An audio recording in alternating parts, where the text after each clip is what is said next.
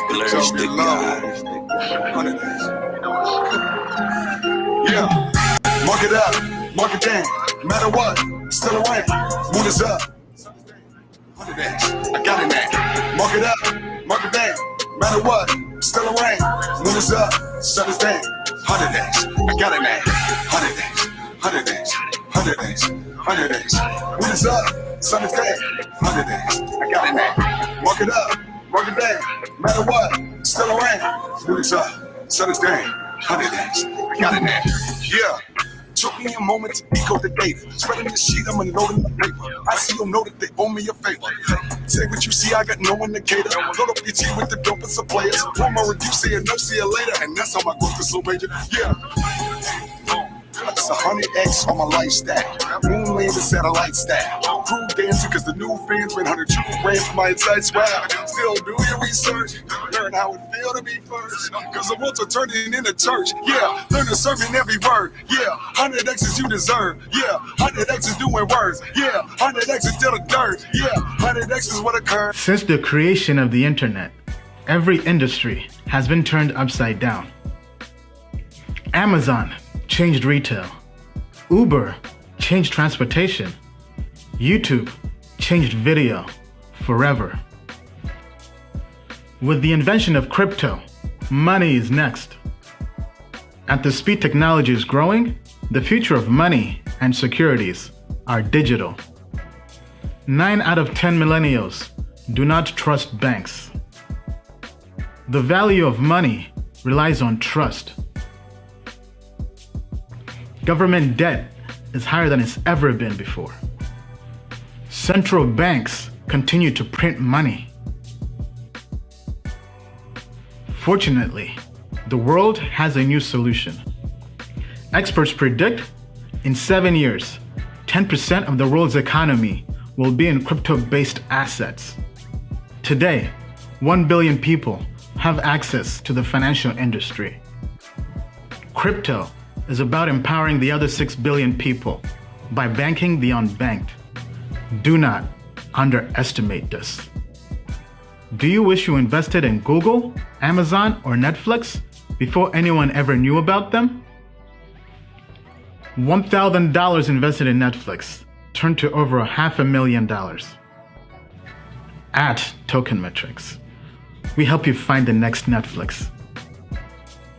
Token Metrics users think differently about investing. They are early adopters looking for financial freedom. They are people who see a better world. A world without international borders. We believe in a world where everyone has access to the next financial revolution. At Token Metrics, we are creating a bridge that gets you to that revolution. We will help you make sound investments in this new world. The world's best investors do not rely on their intuition. They embrace technology and AI to invest. Token Metrics uses AI to find invisible patterns in data to help you invest and trade in crypto. In the past, we have used our data-driven system to achieve financial freedom. Now, we are giving you the keys.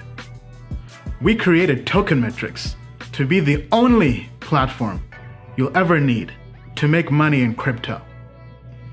We give you AI and access to crypto experts at the best price. The moon is not the limit. To the moon and beyond.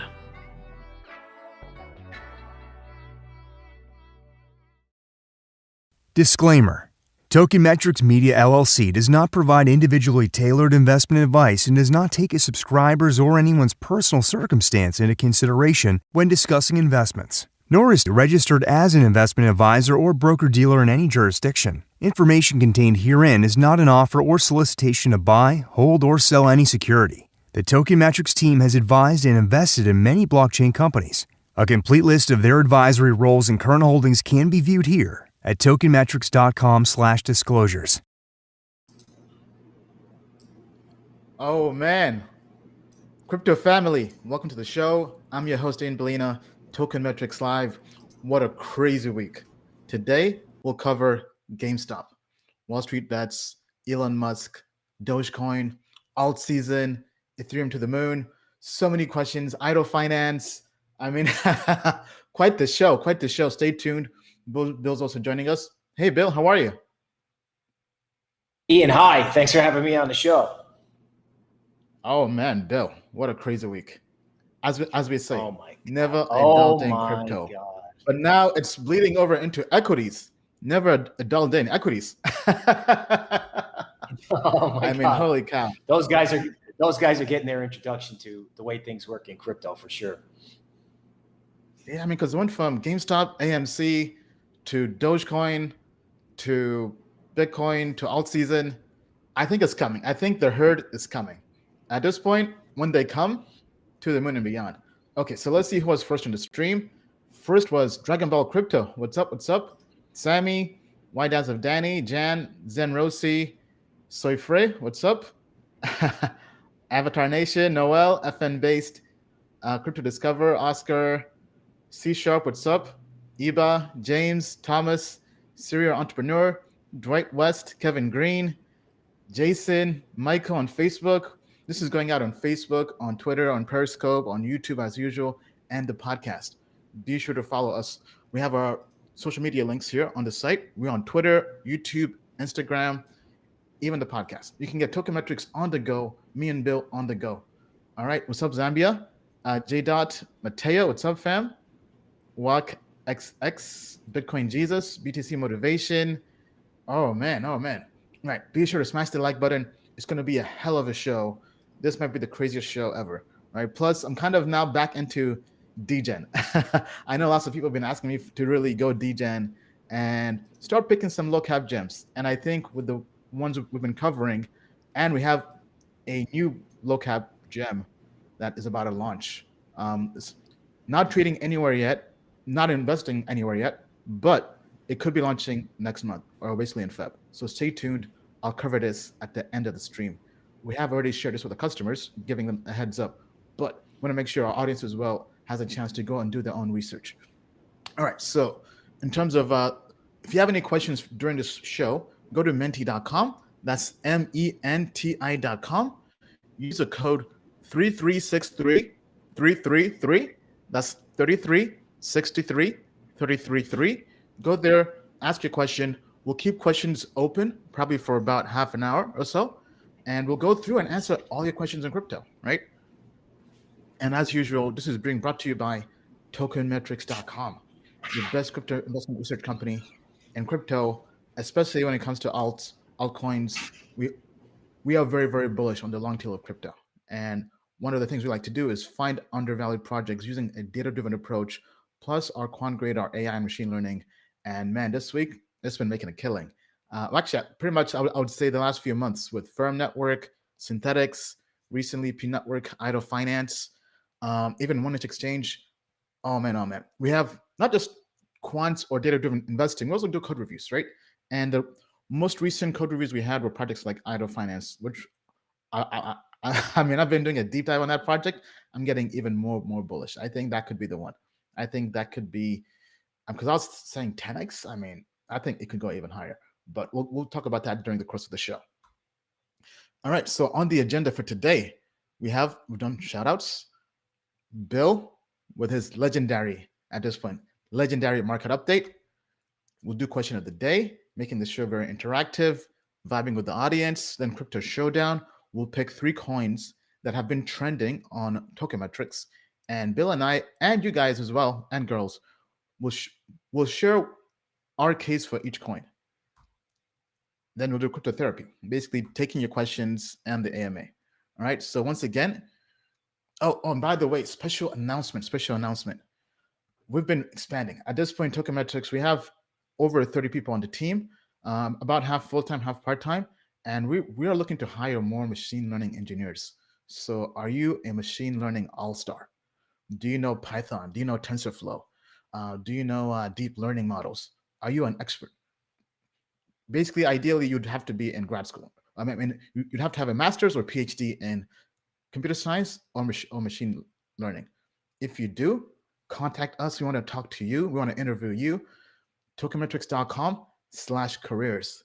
Tokenmetrics.com/careers. Serious applicants only. Also, special announcement.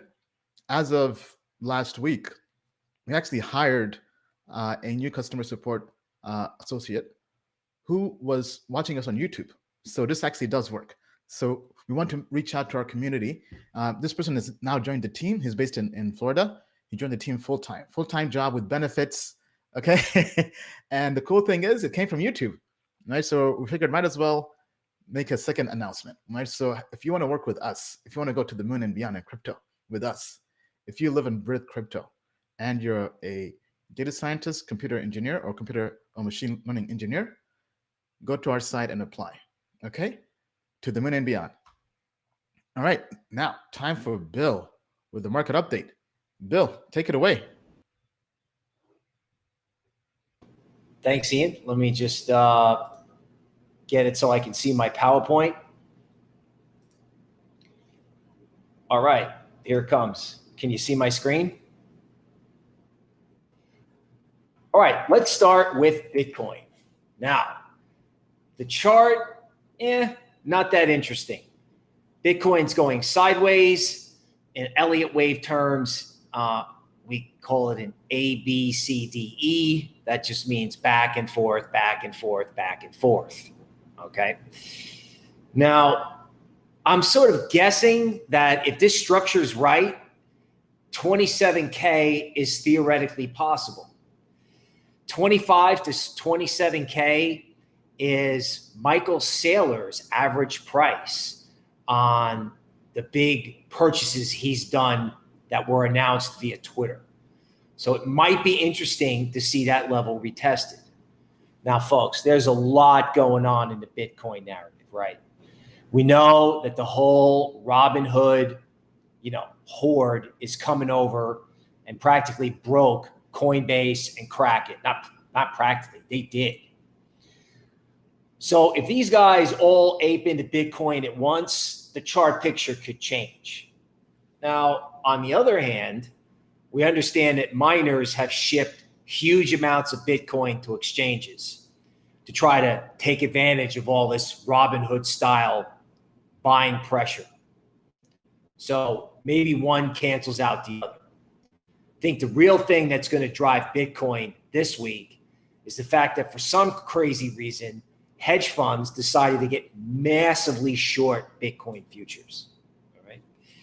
Now, if the Wall Street bets guys put enough pressure on hedge funds, enough pressure on the financial system, they may have to cover those shorts in Bitcoin. So I can make a case for 27K. I can make a case for 60K, because if everyone's buying all at once, including hedge funds, there just isn't enough Bitcoin to be able to absorb that level of buying. But I'm going to say something I often say on the show, which is honestly, I don't know how it's going to play out.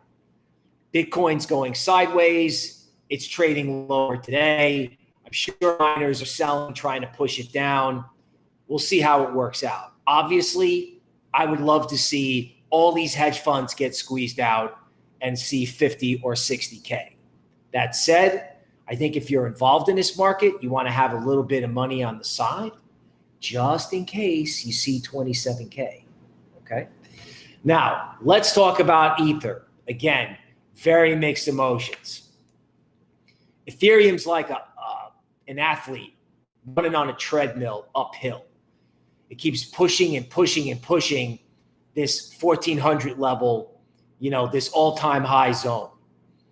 And it pushes to a new high, but certain other technical indicators are like, ETH's getting a little tired.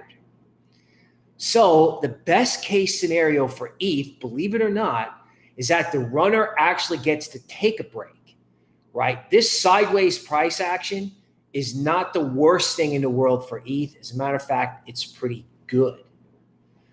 Now, you also have to keep in mind that if there's a stock market debacle on Monday, which we'll get into, most likely ETH and alts are going to get caught up in that.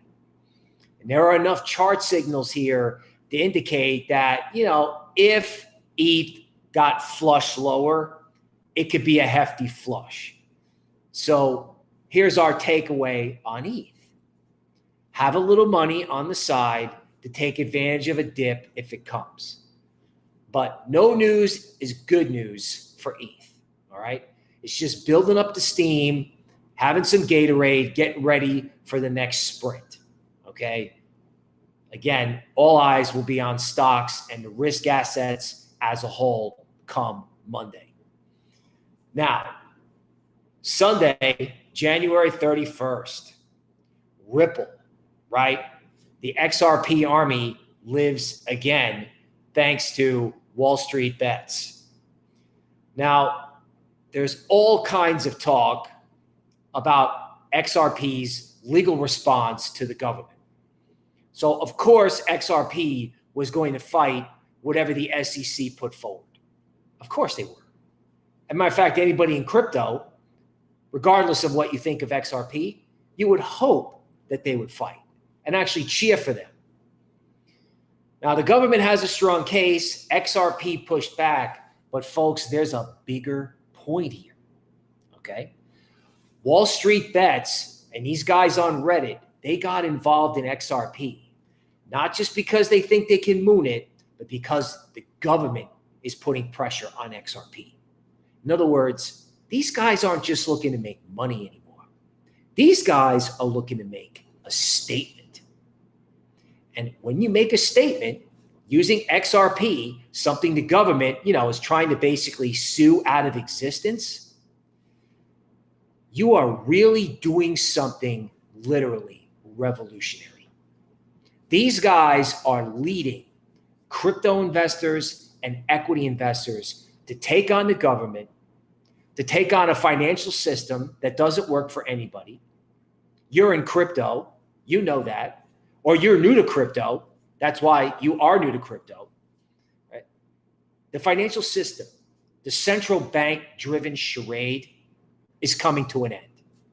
Now, for XRP, if it's above 45 cents, it can go to 80, okay? And as far as I'm concerned, they can take it to my old target of $3.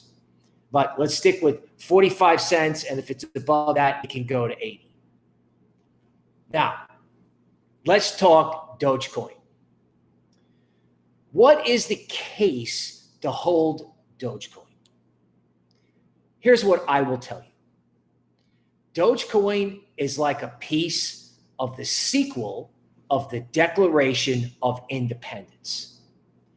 In other words, this cryptocurrency became so meaningful so quickly when these Robinhood users were like, we need to display to the world that this system is not working for us.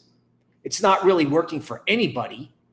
We've known that for a long time, but now these guys have really exposed these hedge funds, right? They've exposed the fact that those Robinhood orders that are supposedly free were getting fed to hedge fund algorithms. They were using the little guy to feed the big guy. It's exactly why token metrics exists, because we actually are trying to help the little guy with AI and quant research and human research for altcoins. But I digress. Dogecoin, why own it? Why could it go up? Well, because Dogecoin was the original shot in this round of a crypto revolution. The crypto revolution where effectively we all say, we the people say to central banks and governments, F you. In terms of the chart for Dogecoin, it's holding the 62% retracement around 0.032, all right? And if it holds there, this can go up. This can go up. Just looking at the chart, it actually reminds me a lot of what happened in DeFi, right? So starting in the bottom left, you saw a DeFi run up and then come off, okay, down into November, which is exactly what Dogecoin did, right? It took off, it mooned, and then it came all the way back down retracing about 3/4 of the move. Okay. Now in DeFi, all right, there's this huge ramp up, there's this decline, and then obviously following that, DeFi has subsequently mooned from its November lows. Now, as an aside, DeFi looks like it's at resistance. So I'm actually telling people and have been for you got profits in DeFi and you've done well, and there's all this uncertainty coming up, take the money. Not saying I'm bearish, but I definitely want people to seriously focus on taking profits when you have this kind of environment. Now, let's talk total crypto market cap, okay? Excluding Bitcoin. Now, what you're going to see is, it's kind of like Ethereum, right? This measure, this total crypto market cap without Bitcoin has been rushing up at its all-time highs now for 3 or 4 weeks, right? And I'm getting a little bit concerned that it's starting to look tired. Now, that said, guess what happens if ETH breaks out, right? Let's think positive. ETH breaks out, Ripple breaks out, and the whole market just goes with those two coins, all right? But right now, this chart sort of shows, the altcoin universe is at resistance and is at a standstill. Now, the level we're keeping an eye on is 370 billion, looking at altcoin market cap on a 3-day chart. This is from charts.cointrader.pro. Now, if altcoin market cap can stay above 370 billion, then there's nothing stopping it from going to 550 billion. That may be where it's going, right? If ETH and XRP go together, this rebellion, I think, could take Litecoin and Bitcoin Cash with it because they're relatively easy to moon, because like XRP, no one likes them. So if altcoin market cap breaks out, those coins could just absolutely smoke to the upside. Okay? Now, but the way to play it is to read and react what happens this week, right? There is huge upside in crypto. There's also huge risk that some sort of calamity in the stock and bond market temporarily bleeds over into crypto. That's why I think as you're listening to this Sunday, January 31st, the market's down a little as I'm talking. Okay, total crypto market cap. So this is everything together. Now, it's interesting that at the level of 1 trillion, total crypto market cap is running into resistance. It's not only running into resistance psychologically, but there's lots of Fibonacci analysis on this really colorful chart that basically says total crypto market cap is going to have a hard time getting through 1 trillion. Now, as I said earlier, if alts, if ETH, if XRP, if all of these things take off and it goes exploding through 1 trillion, okay, well, great. It's on, right? The revolution comes to crypto. Just be careful not to get too, don't FOMO, all right this second, okay, until total crypto market cap really takes out 1 trillion.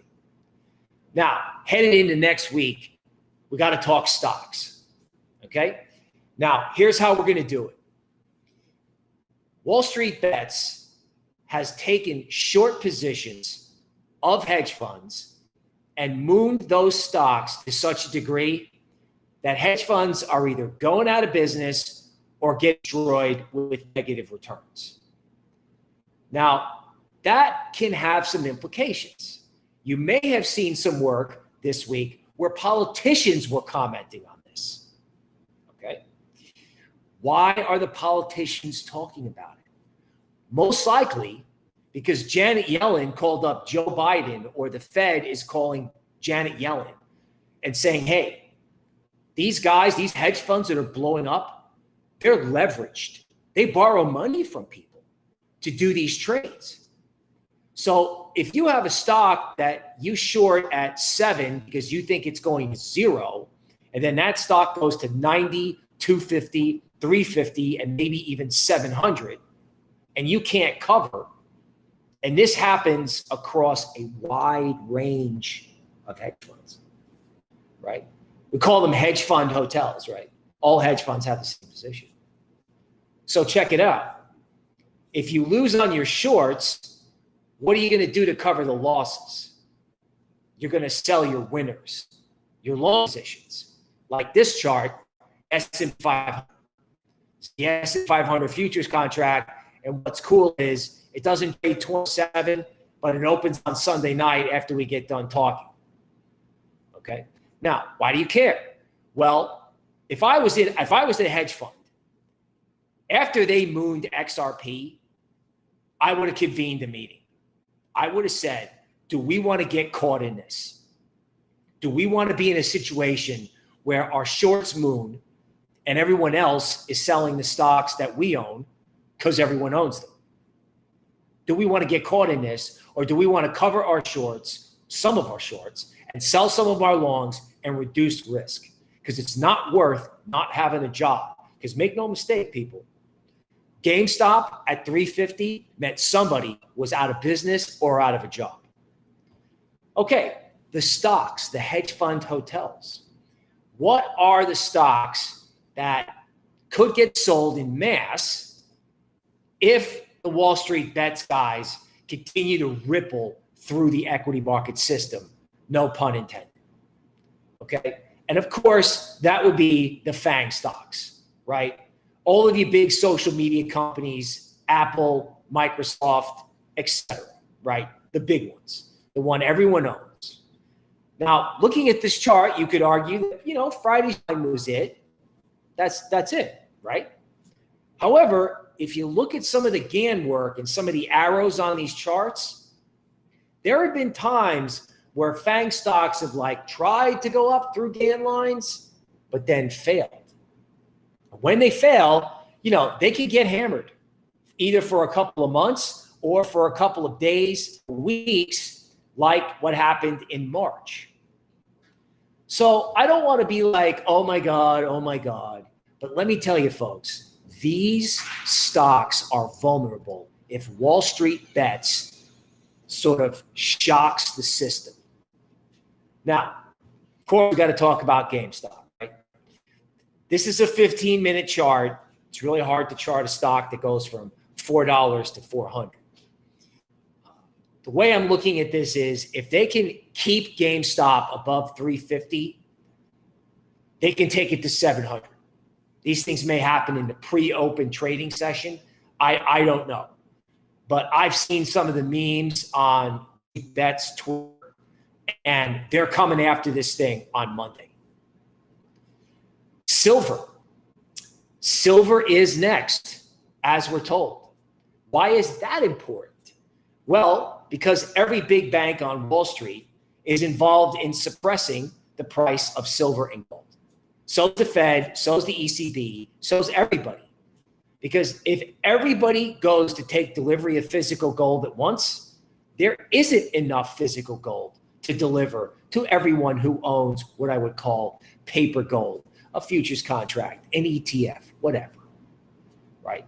It's a long story, but the price of gold is artificially low, just like the price of ETH was artificially low when ETH was at 200 or 300, right? Now in silver, we have a saying at Token Metrics, the bigger the base, the higher in the space, right? And silver has been making a base and going sideways in this gray shaded area since 2013. And I think if silver takes out 29 or 30, that they could moon 100. Because Wall Street Bets is not just a bunch of guys in their basement drinking Big Red and eating Takis. Institutions are going to be looking to jump on this bandwagon. So these guys go viral, and they know they've got friends now. They got big people following them.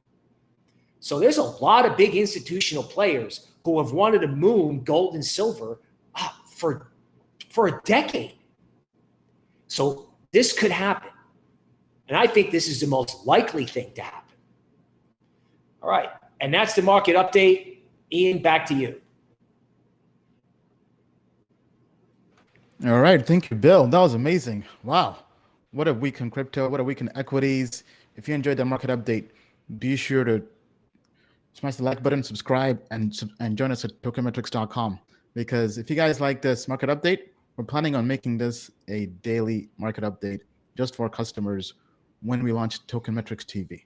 So stay tuned and join us at tokenmetrics.com. All right. Wow. Lots of people here with comments. So quick announcement. Yes, there's an issue with the job posting. Somebody had to get down to update it, but it should be back up by Monday. That's the job posting for the ML engineer.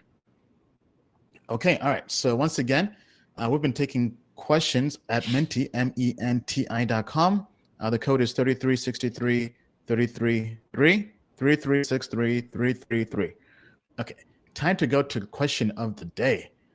Is XRP making a comeback? The options are 1, no, XRP is wrecked.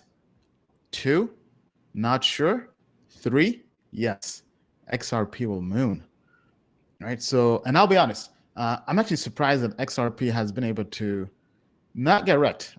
They did briefly get overtaken by Polkadot in terms of market cap, because if we go to gecko.com, briefly Polkadot was number 4, but XRP has made a comeback in a way, right? For those who haven't followed, the SEC is basically suing or is filing a judgment or case against XRP and or Ripple, saying that XRP is a security.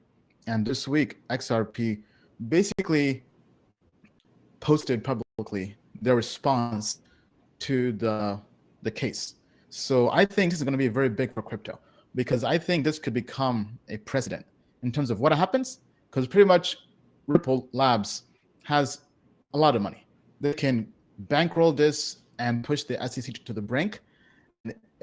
If they're able to win, this will be huge for crypto. I mean, because now, I think for the first time in history, the SEC will be forced to completely clarify what they view as a security for crypto. And I think that's big. Whether XRP ends up being a security or not, I think either way, whenever the case is over, we'll now have clarity exactly believes is a security.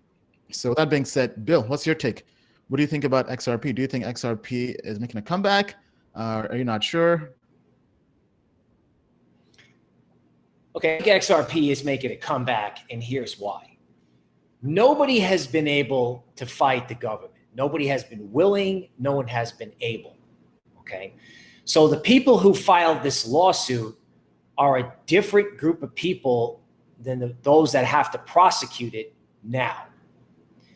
Now, to me, that means they don't want to look soft, because the case against Ripple is, they got an uphill battle. But I think the SEC may be looking to settle, because I don't think this new SEC, they got bigger problems. They got much bigger problems. They have an all-out Ben Franklin, George Washington Declaration of Independence revolt going on in equities. So when it comes to Ripple, I think SEC is going to be more inclined to settle, because if they go to court and they lose, then, it's almost like the crypto soldiers can just run free. Now, here's a guess. Now, Bill, just to kind of add on to that. Sorry. So actually, they're past the point of that, right? Because XRP or Ripple refused to do that, to settle with the SEC. And now it's basically going to court, and they'll be a victor. Got it. All right. Well, thanks for the clarification. Sometimes I wonder whether or not XRP could just sort of end this issue by airdropping a ton of Ripple to its existing holders and effectively giving up majority control and making it a decentralized network. In other words, if it's decentralized all of a sudden, somehow, the government has no case. Either way, even though the government has the better legal case, I actually think the fact that XRP is fighting back is bullish XRP. Now, it's just one of these things where, you know, you buy the filing and you probably sell the decision. All right, unless XRP is a winner. But I think the pain trade in Ripple is higher, because I think it's easier for people to buy Dogecoin, even though crypto people are like, you know, this has been around forever. Why do we have to buy it now? I think it's harder for people to get their head wrapped around that Ripple could go to $1 and they could price in some kind of Ripple victory. That may not happen, but, you know, you can't say that can't happen after Wall Street bets. So that's my take on Ripple. All right. Thank you, Bill. Okay, so going back to question of the day. Wow, it is a tie. So the audience believes 1, no, XRP is wrecked, and 2, well, basically a tie, not sure. So very few people think XRP is going to moon, which is very, very interesting. All right, so let us know what you think. Do you think the audience is right? Share your thoughts down below. Okay, now time for the next question of the day. This is a question we've been getting all the time, but I think especially now that we're I think it's safe to say we're pretty much in alt season, because alts have been pumping. Alts have been going to the moon and beyond. So the famous question we get all the time, which project can 100x first? Not just 100x, but be the first one to do 100x. So I want to do something I really don't do on the live stream anymore. Do somewhat of a deep dive into some projects I find interesting that our team has looked into. And all these 4 projects here have received great code reviews, meaning that there's been over 80% or more. We have emailed these code reviews over the last, I would say, 3 or 4 months to our customers. And specifically, disclosure, I do have investments in P Network and Idle Finance myself, and also Perpetual Protocol. Edgware I've been looking into, but not at the moment. But anyway, so to kind of, before even delving into a project and saying, can this project do 100x? The first thing you have to look for is the valuation of the market cap, because that pretty much will whether this can 100x. So to do that, you have to find projects with a very low market cap, pretty much low cap gems, but also find projects in a big space, in a space that's very popular. Some people call this narratives, whether it's DeFi, whether it's Polkadot. So a project where people can compare it to other projects and see a pathway towards 100x, right? So for example, right now, the options are Idle Finance, Perpetual Protocol, P Network, and Edgware. So we'll go through all 4 and see which ones we think can 100x first, right? So Idle Finance, the project we covered, code review was about 2 weeks ago. It's already done a 1x, I believe. And I'll tell you why I like this project. Right, so if we go here, this is Idle Finance. It's pretty much a robo-advisor for people who want to earn yield, right? So it fits the whole DeFi narrative. Right now, it's at about, let's say, $18 million market cap. We covered this when it was about $6 million market cap, right? But so to find 100x, you have to kind of check all the boxes. So this is a very low market cap coin with great technology, right? So for those who are on our customer list, right, you saw the code review. This is a very good project based on the actual code, going on GitHub, looking at the code, having a blockchain engineers go through that, right? That basically dictates everything. First thing, find projects with great tech, meaning actual code. Next, find projects with good code and a very low market cap. But also, if you go to the site here, right, just to kind of walk through this. So for people, let's say you have stablecoins, right, and you want to earn yield, but you don't have the time to go through different DeFi protocols. This, similar to Curve Finance, similar to Earn Finance in a way, automates that for you. You basically deposit your assets, and you can earn up to 16% yield on DAI, right? They handle everything for you. This is basically their strategy. This is for people who are very risk averse, so basically just stable coins. Then if you want to add some risk to that, you can also do that with, okay, why is this not updating? Okay, it looks like something did change. But anyway, pretty much right now looks like it's just stablecoins. Not sure why that is, because I thought they had more than stablecoins. But anyway, let's say you have stablecoins and you want to earn interest on that. This is where you go to, right? But if we go to DeFi Pulse, right? Right now it falls under lending. So idle finance has about 72 million total value locked. Now, when I look at this, I'm basically comparing this to Curve Finance, right? If we go to Curve has a market cap of 493 million, basically almost $500 million, right? Curve is doing something similar, basically. It's basically a robo-advisor / DEX that can go through and automate the process of earning yield for you, right? So comparing basically $500 million to $20 million market cap. Curve also has great technology. We did a code review on this. I would say last year when they launched around August. And Curve has done all right. But then same thing with Yearn Finance, YFI. If you go here to the site, their yield covers, it's basically the same thing. You have USDC. Here you have kind of a lot more assets you can definitely leverage to earn yield on. But we can basically put all these projects in the same bucket.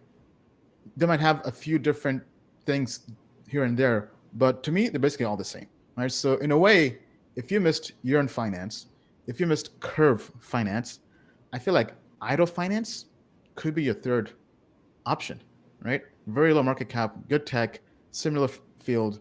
And I think because pretty much, right, if we go from, let's say we get in at 10 million, 100x would be $1 billion market cap.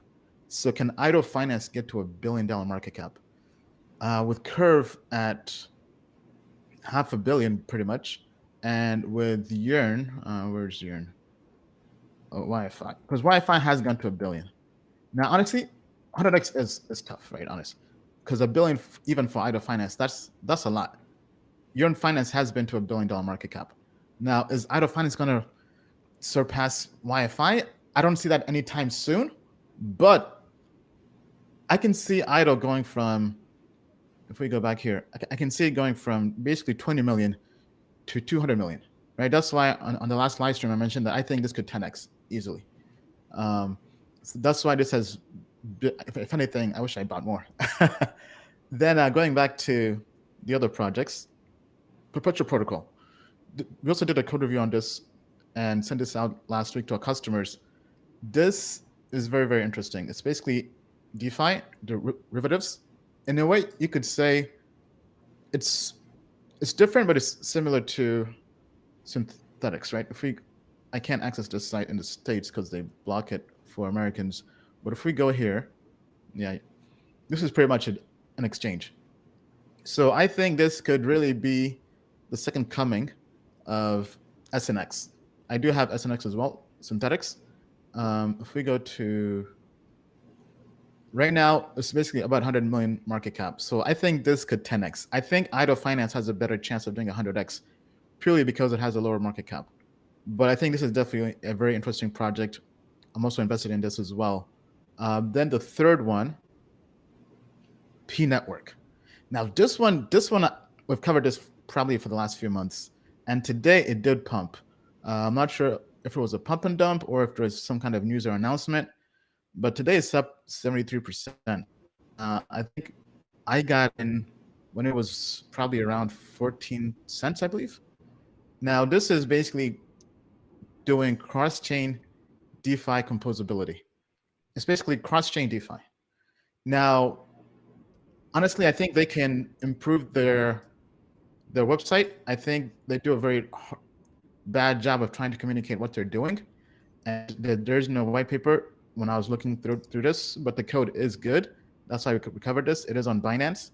But I think what's really interesting, pretty much it has two big narratives. It has DeFi and cross-chain. Now, you could probably put it in that same bucket as Polkadot, even though it's not Polkadot. But the fact that it's a very low market cap project, now I have not much in this project at all. I think it's less than 1% of my portfolio. This is pretty much just a long-term lottery ticket, moonshot.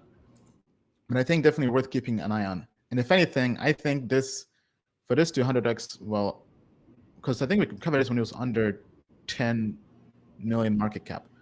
I think this could 100x, but I think this is very, very risky. I think idle finance is a safer play than this, but this has that chance. Now, if we go to the third one, Edgware. Edgeware, we covered this on our code review as well a few months back. This is basically a smart contract platform on Polkadot.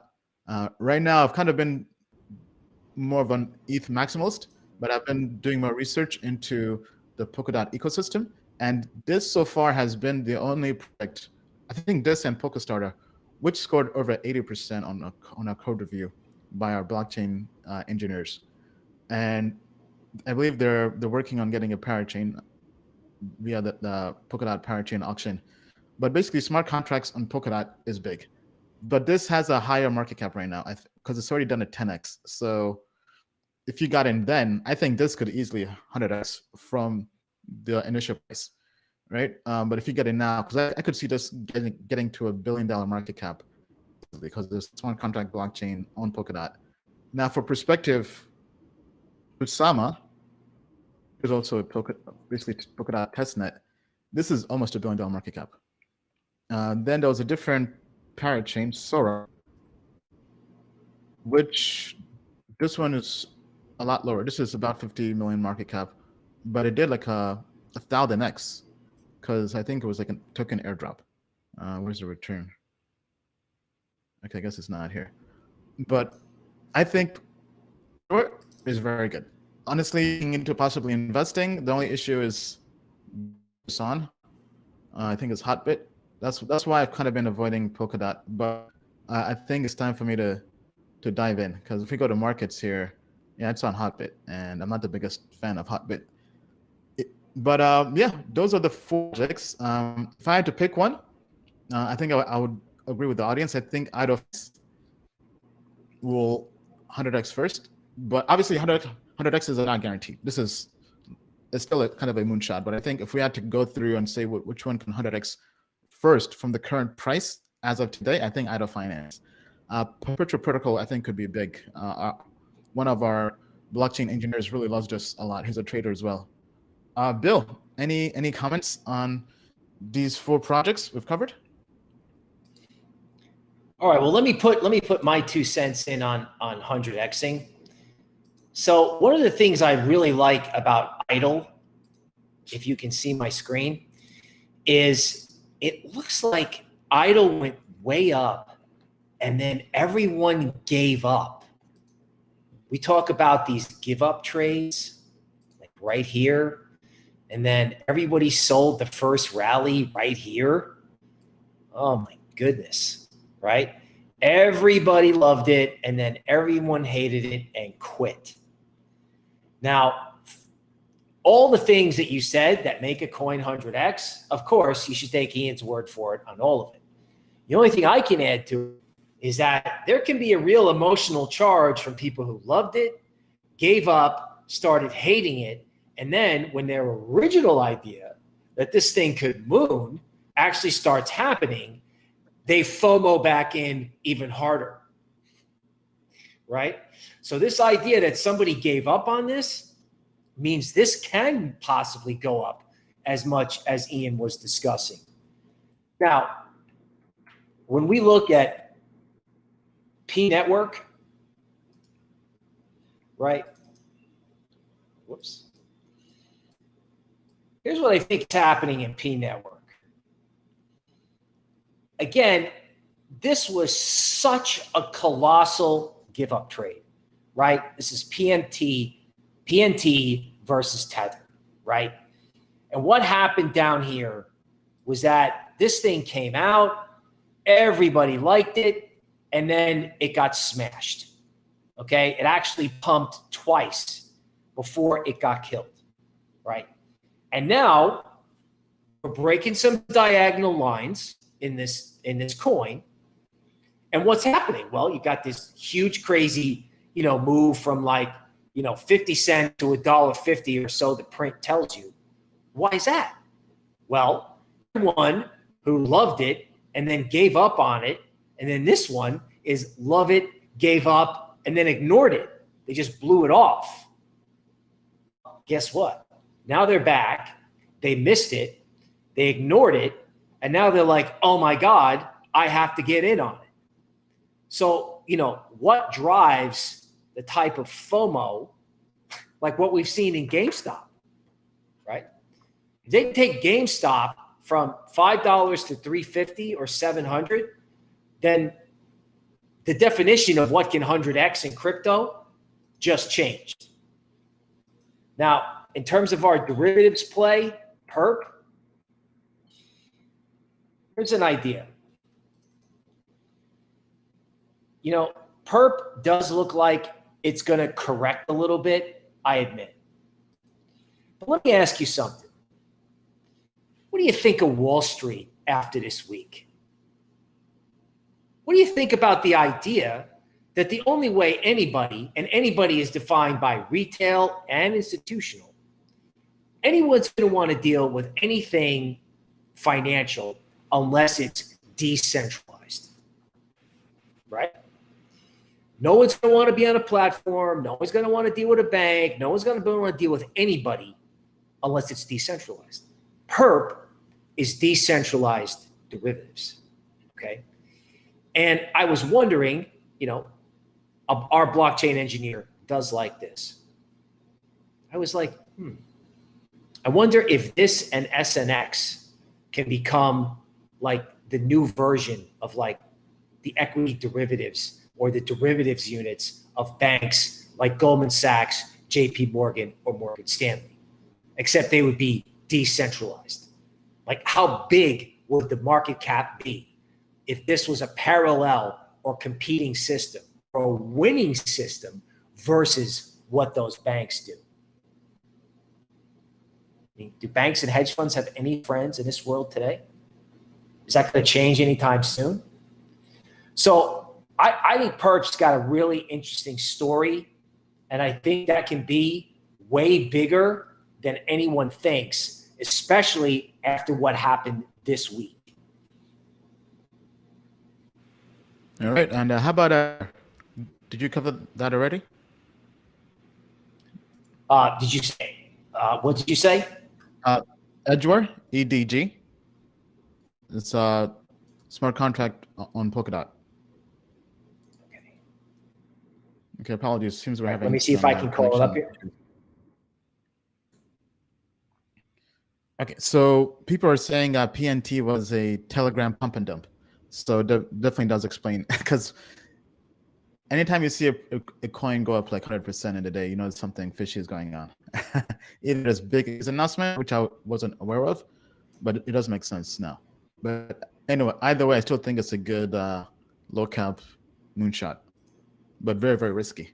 I would not, for all these projects, I would suggest not putting more than 5% of your portfolio into any of them. That's kind of my philosophy. Okay, here comes Edgware, right? And again, this all fits the same line of, it's mooned, and then everybody came in and gave up, right?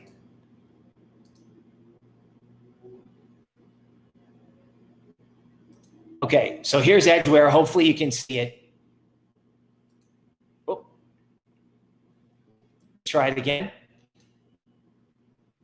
Edgware looks like something that, people just simply gave up on. Okay, right here. Very big inflection point.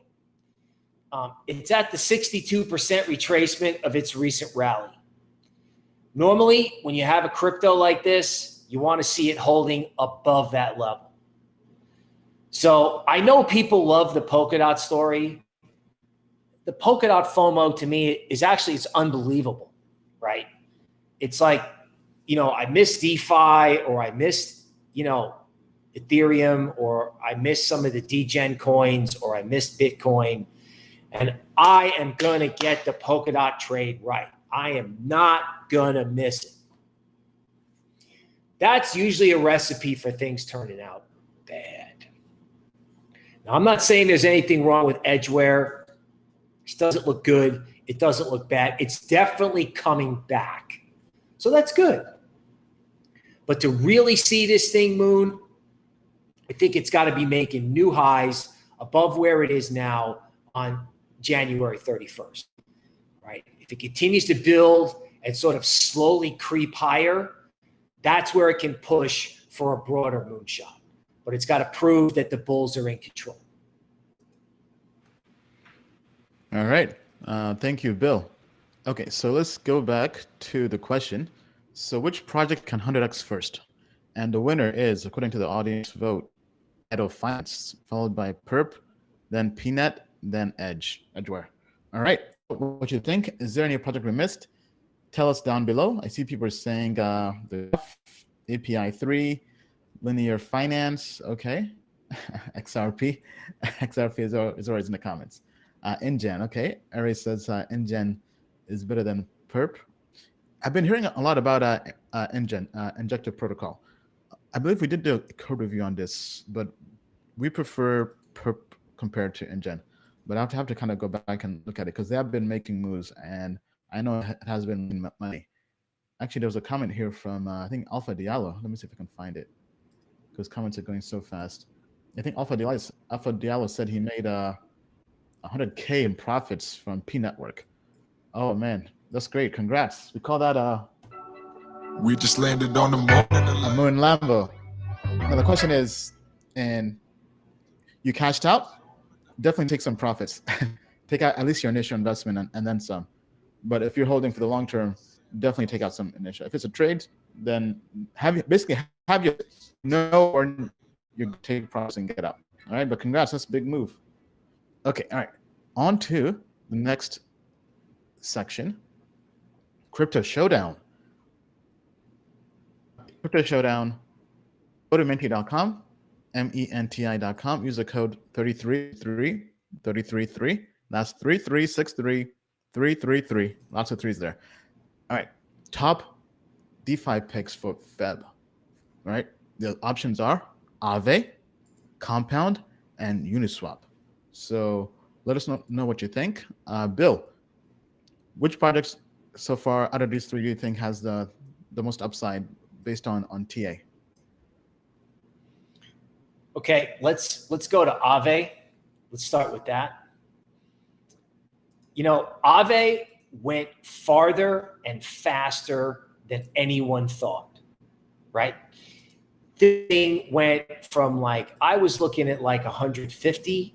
I actually had this in one of our sort of sample portfolios, and it went to 320. Now, and I also saw Multicoin Capital sort of celebrating the fact that Aave was now getting included in DeFi indices. Now, don't get me wrong, folks. This is a good coin. This is a DeFi blue chip. But if I had to say, what would I be long? Where is the surprise, shocking move? Because that's the new thing, right? It's not that what do we think we like. It's where's the shocking move? Okay, I don't think it's Aave. Okay, I think Aave did its shocking move. Okay, Compound, okay, may be a different story. Okay, I've been looking at this and I was like, I was wondering if everybody gave up Compound for dead. And it's making some version of the teacup and handle formation. Okay, this is Compound, January 31st. And I'm looking at this and I'm like, I wonder if the yellow thing is your teacup and that arrow is your handle. Now, remember when Compound came out, it was like, oh my God, instant top 5 market cap. Everybody was like, this is the future. And then what happened? A theme throughout the show. Everyone just gave up. It's like, oh, yeah, whatever. There's a zillion other protocols. Guess what, people? This thing's taken off. This and maybe even Yearn Finance, or I'm wondering if this thing is going to start behaving the way Yearn Finance behaved. So buy the stuff everyone's given up on. So I like Compound. Now, when it comes to Uniswap, right, I don't know. Is anybody really brave enough to fight Uniswap in a decentralization revolution? I don't know. What I do know is I had a target for Uniswap of 14. And Uniswap has a history. It came out. It went to 8. Smart money sold. It went to 2. Everyone thought it was dead. And then it turned around and went to 20. Now, again, is it a secret that Uni is the future, or decentralized exchanges is the future? Is that fresh information? Is that shocking? Not really, right? Not really. Not that there's anything wrong with Uniswap. Uniswap, could turn around and go to 100. But how's it look right now? How's it look if there's kind of like a crypto correction, or maybe there's just a lot of uncertainty because of what's going on in equities, even if that lasts a week? So my guess, my pick would be to try Compound, because all year long, it's paid to buy what everyone hates. First, it was Litecoin. Then it was XRP, right? Then it was things nobody knew about, like Perp. Then it was Bitcoin. Everyone thought that was dead at 10,000. So buy what everyone doesn't like or doesn't know about.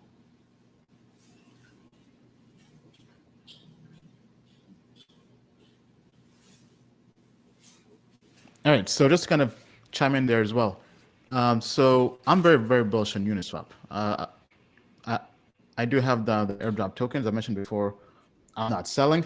I'm not selling it until Uniswap version 3, and even then I might not. I think because it's basically an airdrop, it was free money.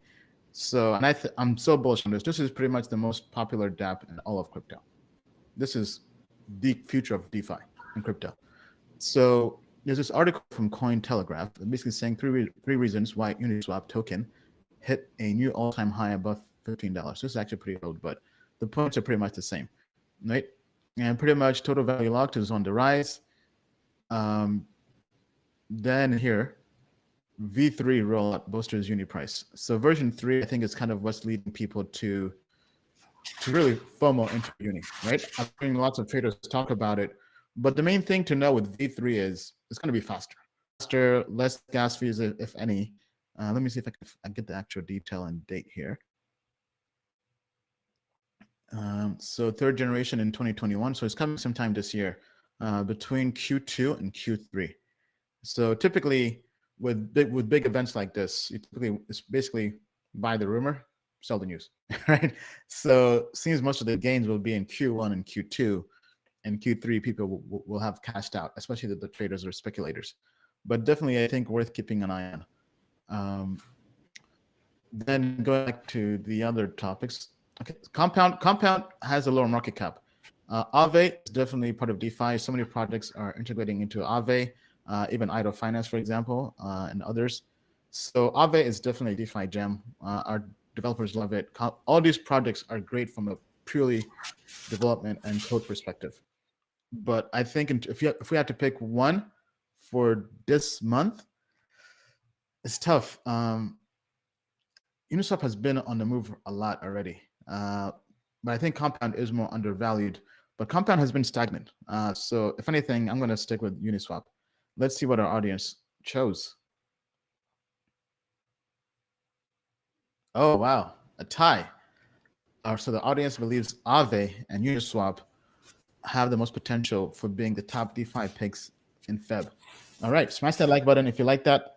And be sure to share this video with your crypto family. Get them into crypto. Not being in crypto, as we said before, is a financial crime, especially with all the stuff going on Wall Street Bets, Robinhood. And now people are seeing that crypto is pretty much the only free market still there. Okay, on to the next section. If you want to leave us a voicemail, call us 1-888-90 token, 1-888-908-6536. Submit a question. Make sure to hit extension 2 for crypto therapy. Otherwise, your voicemail won't be received. Go there, drop us a voicemail. Okay, all right. So now time to answer a question from our forum. We do have a forum, forum.tokenmetrics.com. We like to answer questions from there on each live stream. So the question is, what is the best way to earn yield? What is the best way to yield from Bitcoin?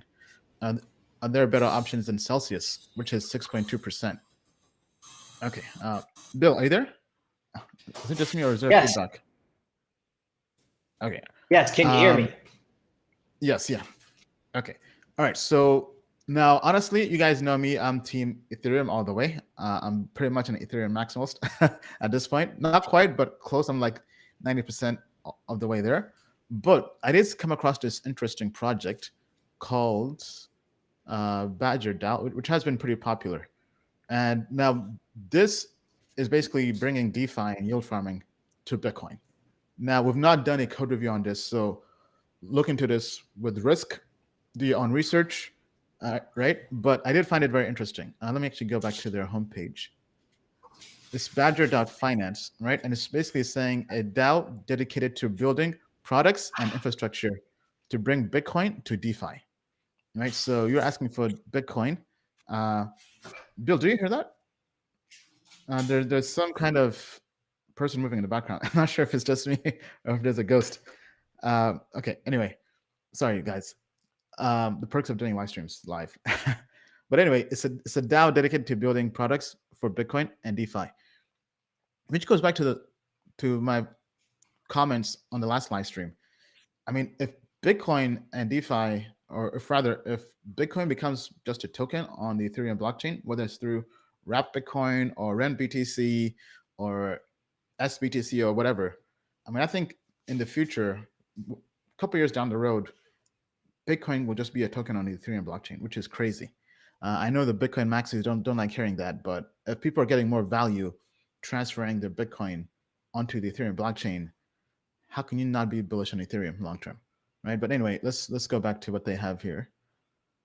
Yeah, so this has over $1 billion locked up now. So it seems like and the yield here seems pretty high. I'm not sure if these contracts have been audited, but if you're looking for yield farming for Bitcoin, worth looking into. We'll have our team do a code review on this and email this out to our customers.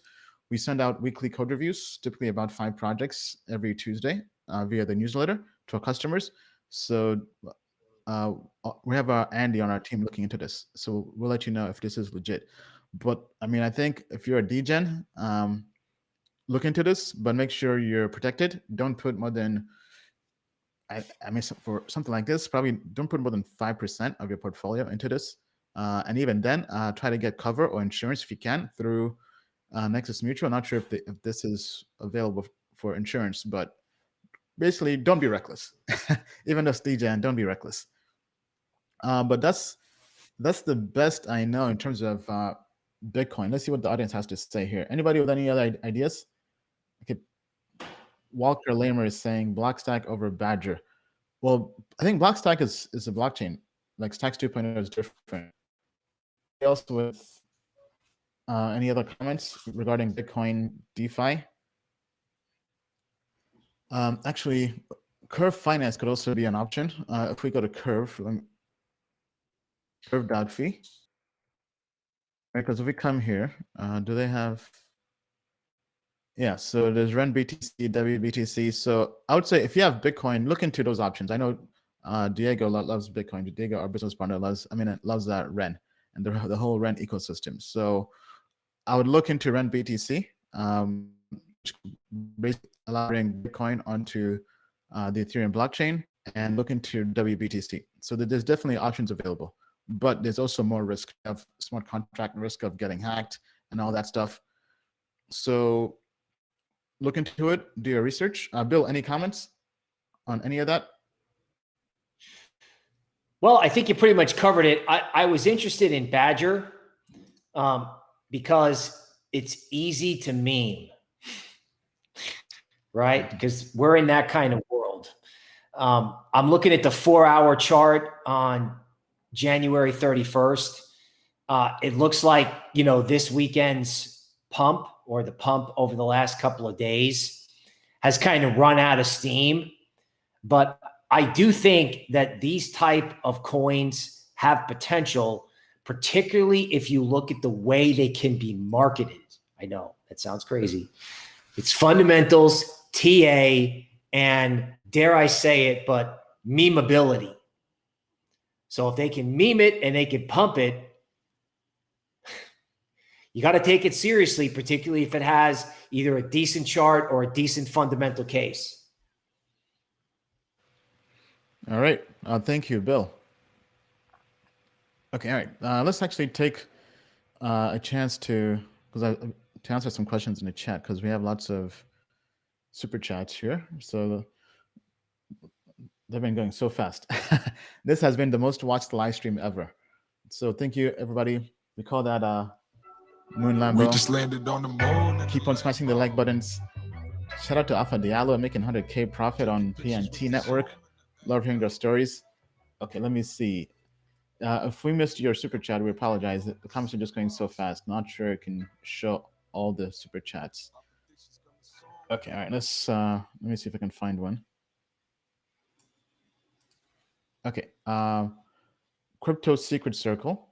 Thank you. People have given up on Bitcoin Cash, but it's about to be integrated into Kim.com's new app end of Q1.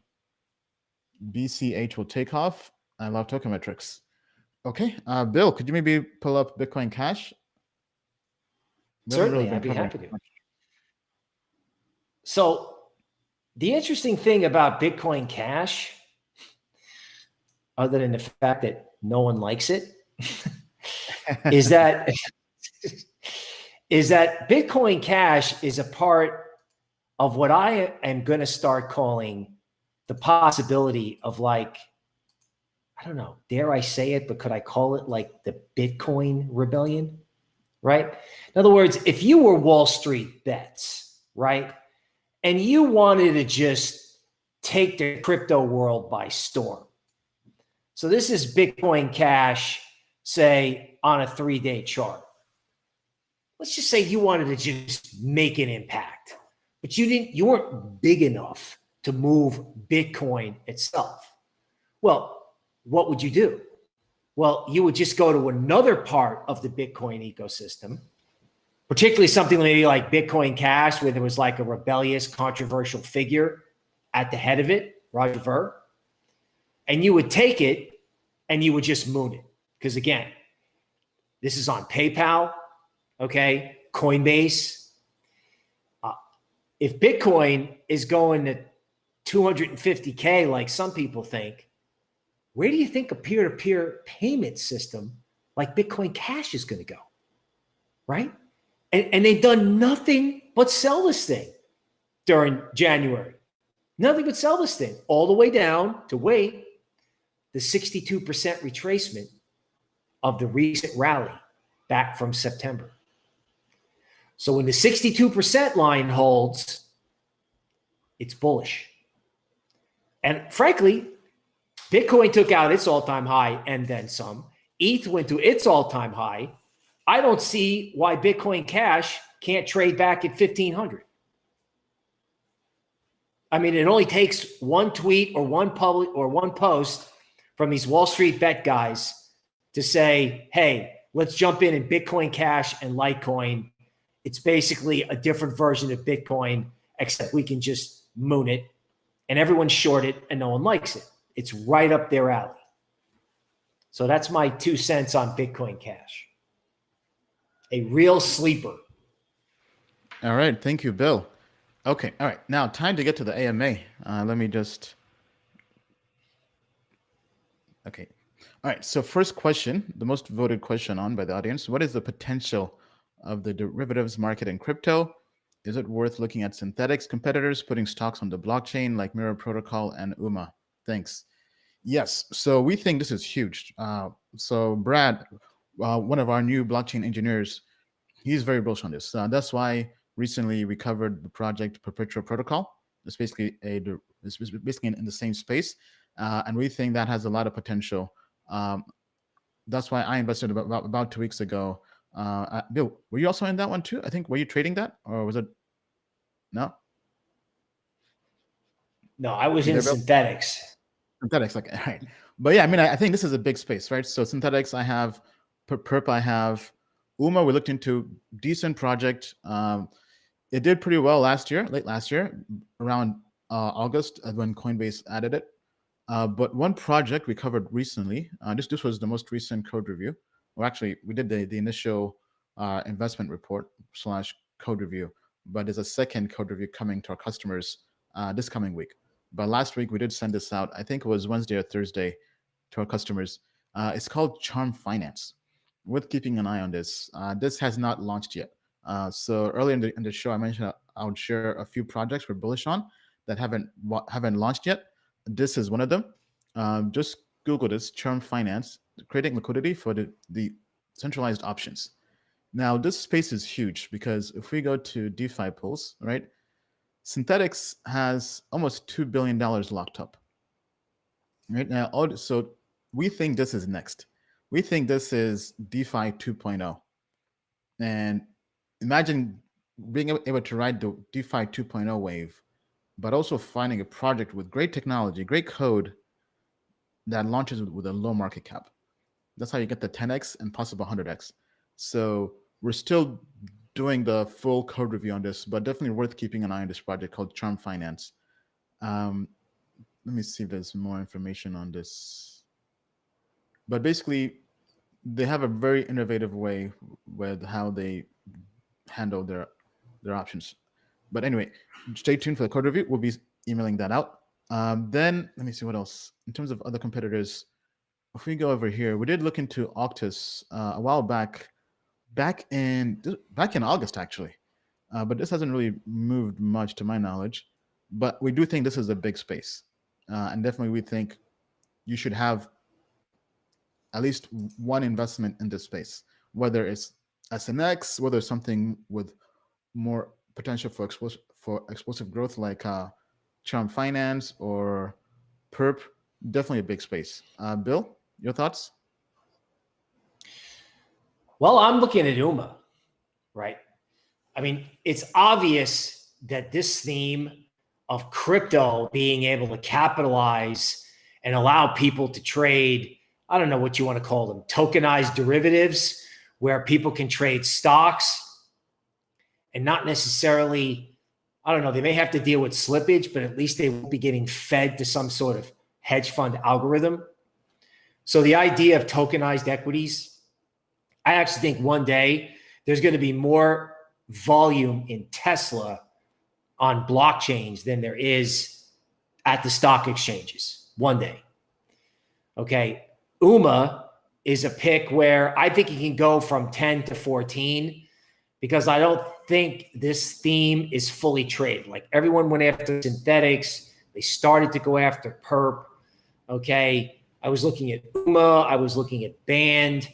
You know, some of these themes can just take off.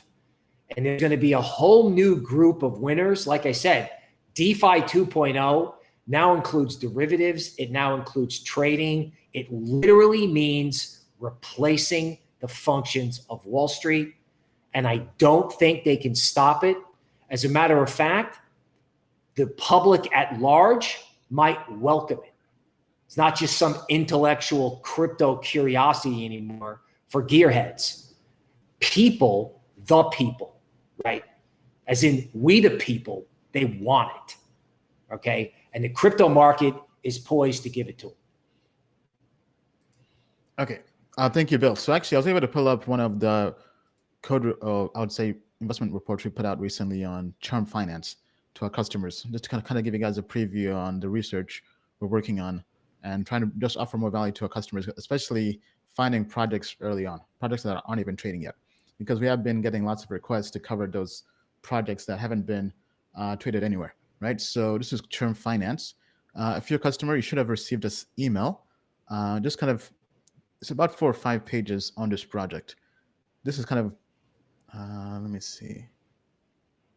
This kind of goes through and explains the narrative of why we think this is next in terms of DeFi 2.0, why options derivatives is next, right? So great report put together by one of our blockchain engineers.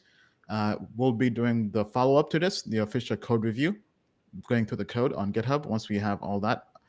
So stay tuned, but definitely worth keeping this on your watch list. Now, that does not mean go out there and FOMO into it because it's not trading anywhere yet. And as a result, with these projects, because I think right now this is pretty much only for liquidity mining, I believe, right? But definitely worth keeping an eye on. Okay, Let's go on to the next question. I think we kind of answered this already regarding XRP, so I'm going to skip this. And we covered Uniswap during Crypto Showdown. Okay, next question. Hi, Ian and Bill. I remember you guys mentioning T0 doing securities on the blockchain and combating naked shorts. Do you think that something like this can catch on in given the recent events? T0? T0 essentially has flopped, honestly, because people back in 2018, maybe part of 2019, people thought tokenized securities was next, but that never really went anywhere. I think mainly due to the lack of liquidity, people just weren't ready for it. Now, I think it's going to happen eventually, especially with stocks, but I think right now it's just too early. Bill, what do you think? T0 was a play to disrupt securities lending, right? In other words, when someone wants to get short, T0 was going to find a way to use blockchain to cut out Wall Street and allow, short sellers to borrow stock at a fraction of the cost, while also creating benefit for the people like pension funds who lend stock for those purposes. Now, when you're just a little guy out there and you're like, I'm going to take on the big Wall Street banks all by myself, that's why T0 had a tough time. Now, wait a minute. If everybody's got to go blockchain, if everybody's got to start demonstrating that they're moving to the cryptoverse, if this whole credibility of the legacy markets, if that narrative could have legs, so that could breathe some life back into T0 for sure. Because again, your T0s, your polymaths, maybe they weren't wrong. They were just early. So if we have to invent, or the people, right? Not some guys on Reddit, the people want a different version of Wall Street, T0 has a shot, if they can stay alive, at participating in that. All right. Thank you, Bill. So, super chat from Lego Maego. Hi, guys. Can you take a look at Token Lon, LON? I found it last night, and I see that the exchange is listed as a DEX option on the MetaMask app. Okay. All right. So, Token Lon, Bill, LON, it's on Uniswap and OKX. Okay, seems this launched back in basically December. New project. This is DeFi, DEX on Ethereum. I'm going to the site here. It says smart contract-based decentralized trading. Okay, let me just watch this video real quick. Okay, is this an Asian project? Let me take off the sound. Okay, this seems like a music video. I cannot really seeing much. Okay, so it's a mobile app. So it's mobile trading. Okay, 2 billion. Is that trading on their own app? Not. I don't quite get this. Yeah, I'm gonna have to look more into this. But Bill, let me know if you can find anything on this from a TA perspective, because all right, is the symbol LON? Yes, LON. Okay, here comes LON. All right. So this went from $2 to almost 10. Now, when you buy into a theme like this late, I don't want to call these pump and dumps, but these themes you don't want to be late on, right? In other words, if this theme has already kind of been traded, then you may be looking at a level like, 6, where it might retrace to. All right. And that way you're not buying the top. Right now, this looks like longs are, smart money is distributing the stuff that they bought at $2 to people who are FOMOing it. So right now, as things stand on January 31st, I don't think I would FOMO in to this particular token, but buying the dip may make sense at either $6 or $5. All right. So pulling up the site here again, this looks like just like a Uniswap, but it seems like mobile, but this is also on their site as well. And I'm not really seeing what is innovative here. I think maybe people are going into it because it's mobile, or like there's a mobile app or something. Not sure if I'm missing something. Maybe if you guys could add more context here, because I don't think Apple even allows like crypto trading. Because I know there was that issue, but anyway, we'll have to look into this some more. Thank you, Bill. Okay, super chat again from Crypto Secret Circle. Not sure if Unilend Finance is on your radar, guys. Permissionless lending and borrowing, DeFi protocol. Chandresh from Matic team started it. Okay, Chandresh.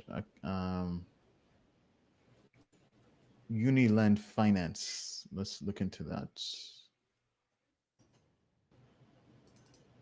UFT is a symbol, Bill. Okay, market cap 12 million. It is trading on Uniswap and Bilaxy. Okay, so let's go to their site and see what all the hype is about. Unlocking the true potential of decentralized finance, permissionless decentralized protocol that combines spot trading services and money markets with lending and services through smart contracts. Okay, seems like everything DeFi, where they combine everything. Yeah, not sure what makes this different. We'll have to do more of a deeper dive. But Bill, how does a TA look on this?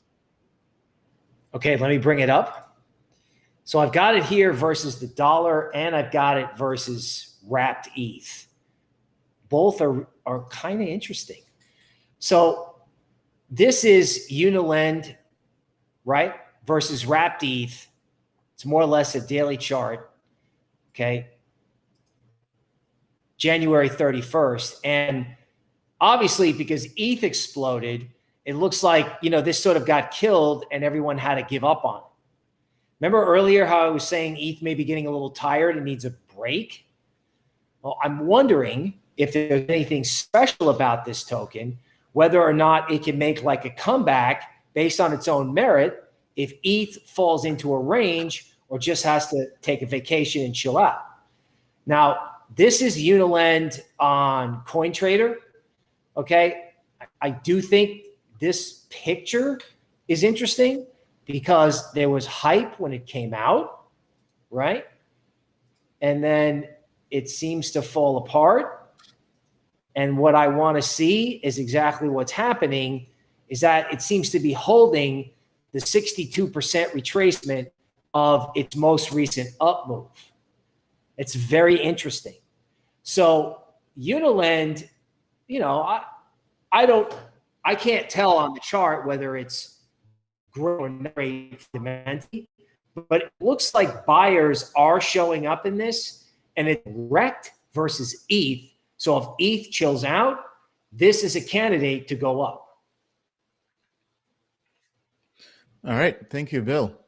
Okay. One more super chat here from Hexbomb. Hi, guys. Could you look at Bluzell, BLZ? I think that thing can pop hard. Thanks. Okay. All right. We're going to look into that. Yeah, because Bluzell hasn't really done much since back in their ICO. Back in 2018. Okay, so Bill's pulling that up. Then we'll go through and get back to the AMA and get to Voyager next. So Bill, let us know when you're ready. All right. Right up here.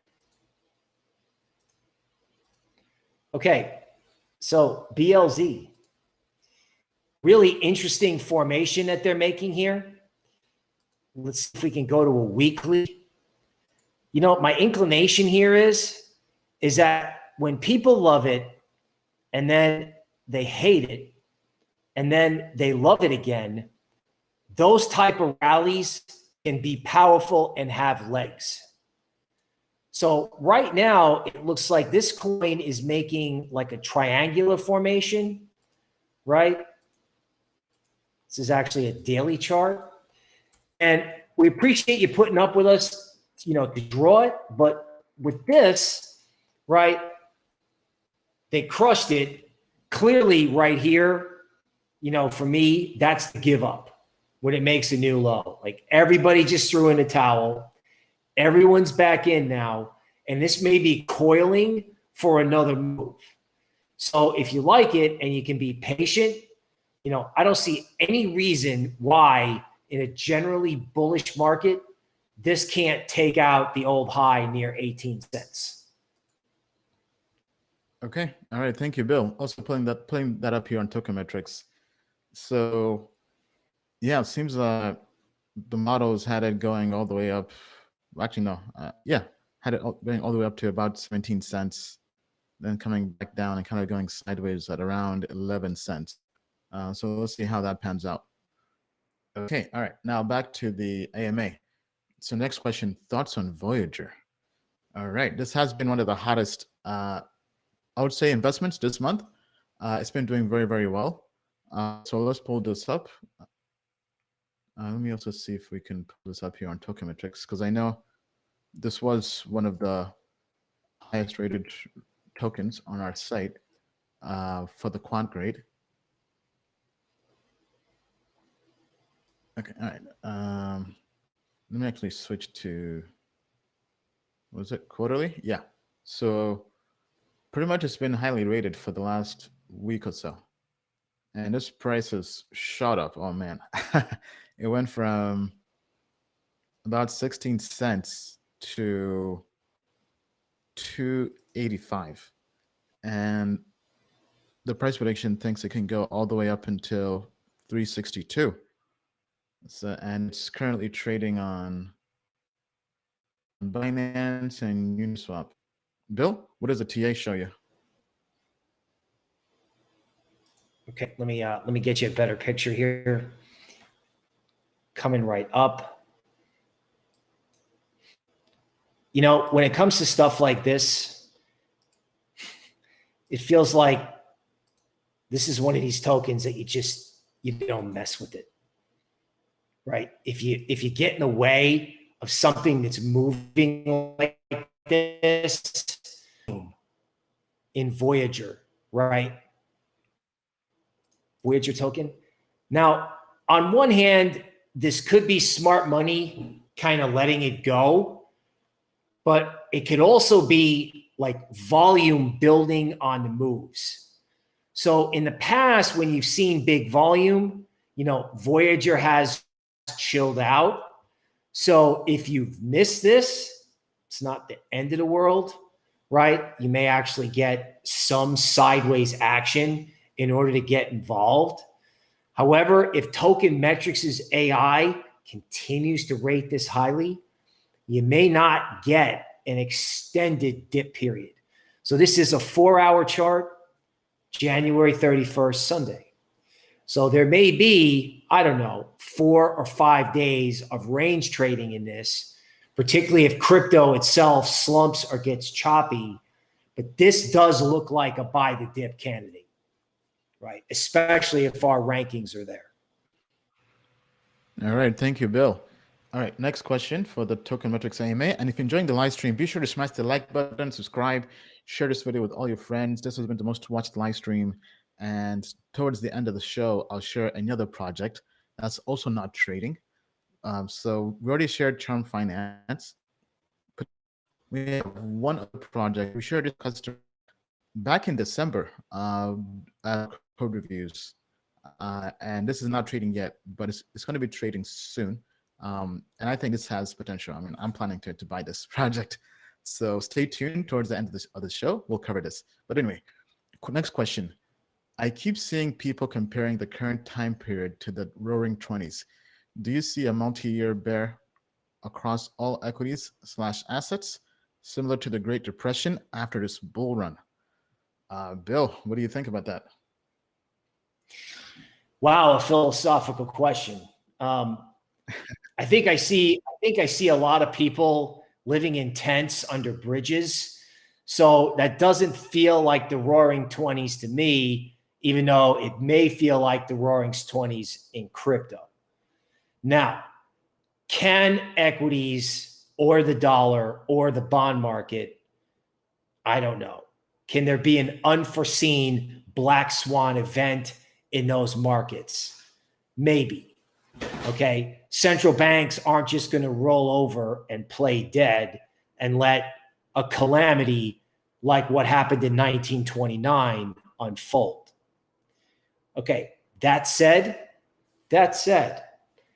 I feel sorry for anybody who thinks the world's going back to the way it was before this virus.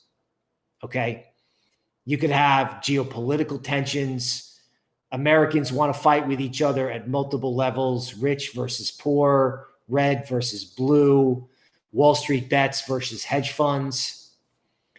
So there's a black swan out there, but we may be living the black swan with the virus and food inflation and all those things.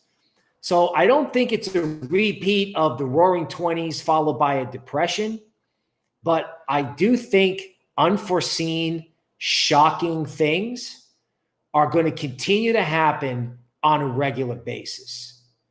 So in crypto, I know it feels like a party. I'm glad it's us. We're in the crypto business. Just make sure you take your profits. You can buy the Lambo. Just don't buy two. Make sure you got something tucked away for a rainy day because, again, I was talking to a big crypto YouTuber over the weekend and he just looked at me like, can you believe what's happening? Like I looked at my screen and I was like, what? These type of what moments are going to continue. So it's not like to 20s and 30s where it was like all good, all bad. We're going to go back and forth between bad and then normal and then maybe a little good and then, oh no. So you have to get used to this new cycle where shocks occur. And that's how I break it down. All right. Thank you, Bill. Okay, next question. Can you do TA on paid network, USD? All right. Yes. So actually, I've been hearing about this project a lot. It's actually by a friend of mine, Kyle, of Master Ventures. So this is smart agreements for all your business needs powered by Polkadot. So I'm seeing here, it looks like eliminate attorney costs, streamline business contracts. It looks like some kind of contract platform on Polkadot. Very interesting. Bill, let me know when you're ready with the TA. Paid, it is on Uniswap. So it's one of those newly launched coins. It's been trading for basically since the 25th, basically a week. So this is really new. Right. I'm trying to get everything called up here. Okay, here it comes. Almost there. Okay, this looks a little bit like our old classic. What is the pre-moon formation? Right? This was big back in DeFi. So the first thing you need for a moonshot is a square consolidation. Then the second thing you need for a moonshot perhaps is a triangular consolidation. Okay, it's not a perfect triangle, but it does look triangular to me. So whatever this is, it's making our old-fashioned DeFi era moonshot formation on a 1-hour chart. So I know it's, Sunday the 31st, but this has a legit shot to go a lot higher because small caps, degen, if the big coins have to take a break or there's some sort of problem with the financial system, that gives all this stuff a chance to come back, right? ETH and Bitcoin range trading allow coins to move to the upside. All right. Thank you, Bill. Next question. Thoughts on Deuce Network? They've launched synthetic-backed SPAC, VIH, and synthetic Coinbase IPO on their platform.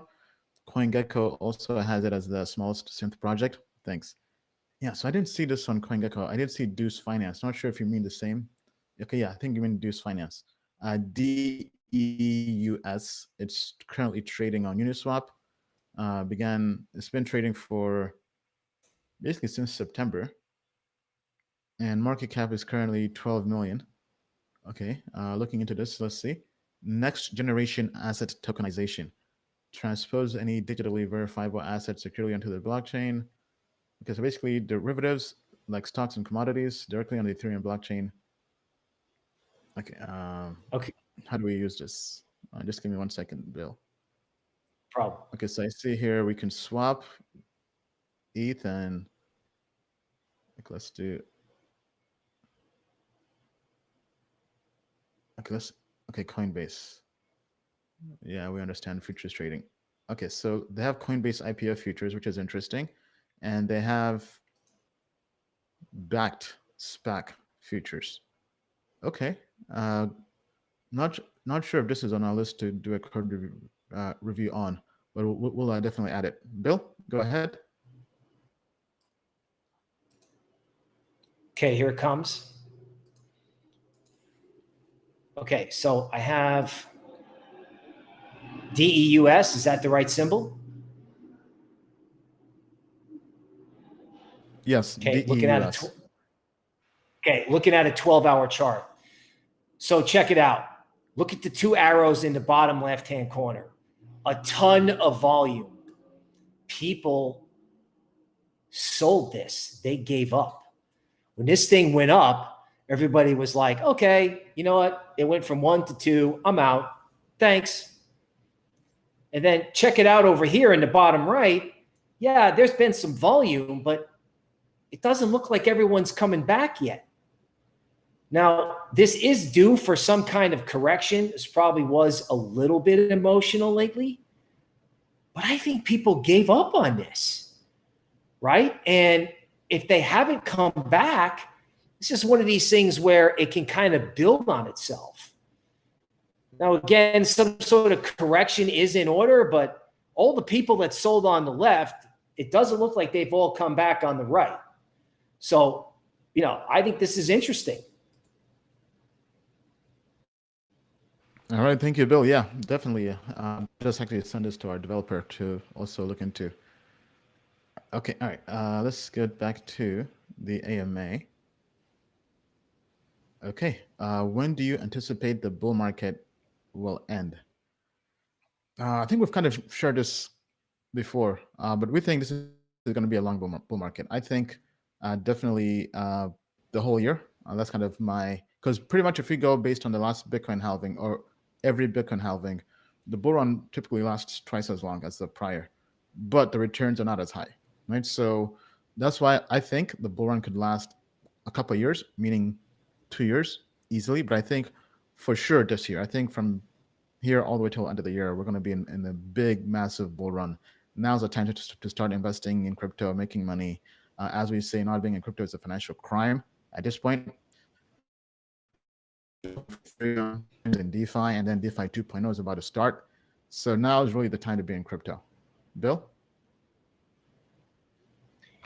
Sir, here is a revolutionary idea that's no longer revolutionary. Legacy investors are coming to crypto fast. On the show, and we have always said, this has to happen to get legacy people over. That has to happen to get legacy people over. No, people. Legacy investors are coming now, and they are going to invest. My brother, legacy guy, done well, buy and hold, is putting money into Bitcoin and ETH every month. Just doing a Michael Saylor, just going to buy it anytime he can. So the bull market is not over.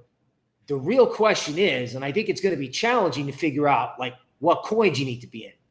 You need to be in Bitcoin and ETH. You need to be in DeFi blue chips, oracles, degen. That's the game. The trend is up, and the trend for crypto may stay up It just may be this rotating game of, who's the flavor of the day, week, month, and quarter. All right. Thank you, Bill. Okay. Next question. What stage of the technology adoption curve would you say we are currently at? Very good question. Very good question. So just pulled up this on Wikipedia. So this is the innovation adoption cycle. I'm assuming you're saying this, right? So we have innovators, we have early adopters, we have early majority, late majority, and laggards.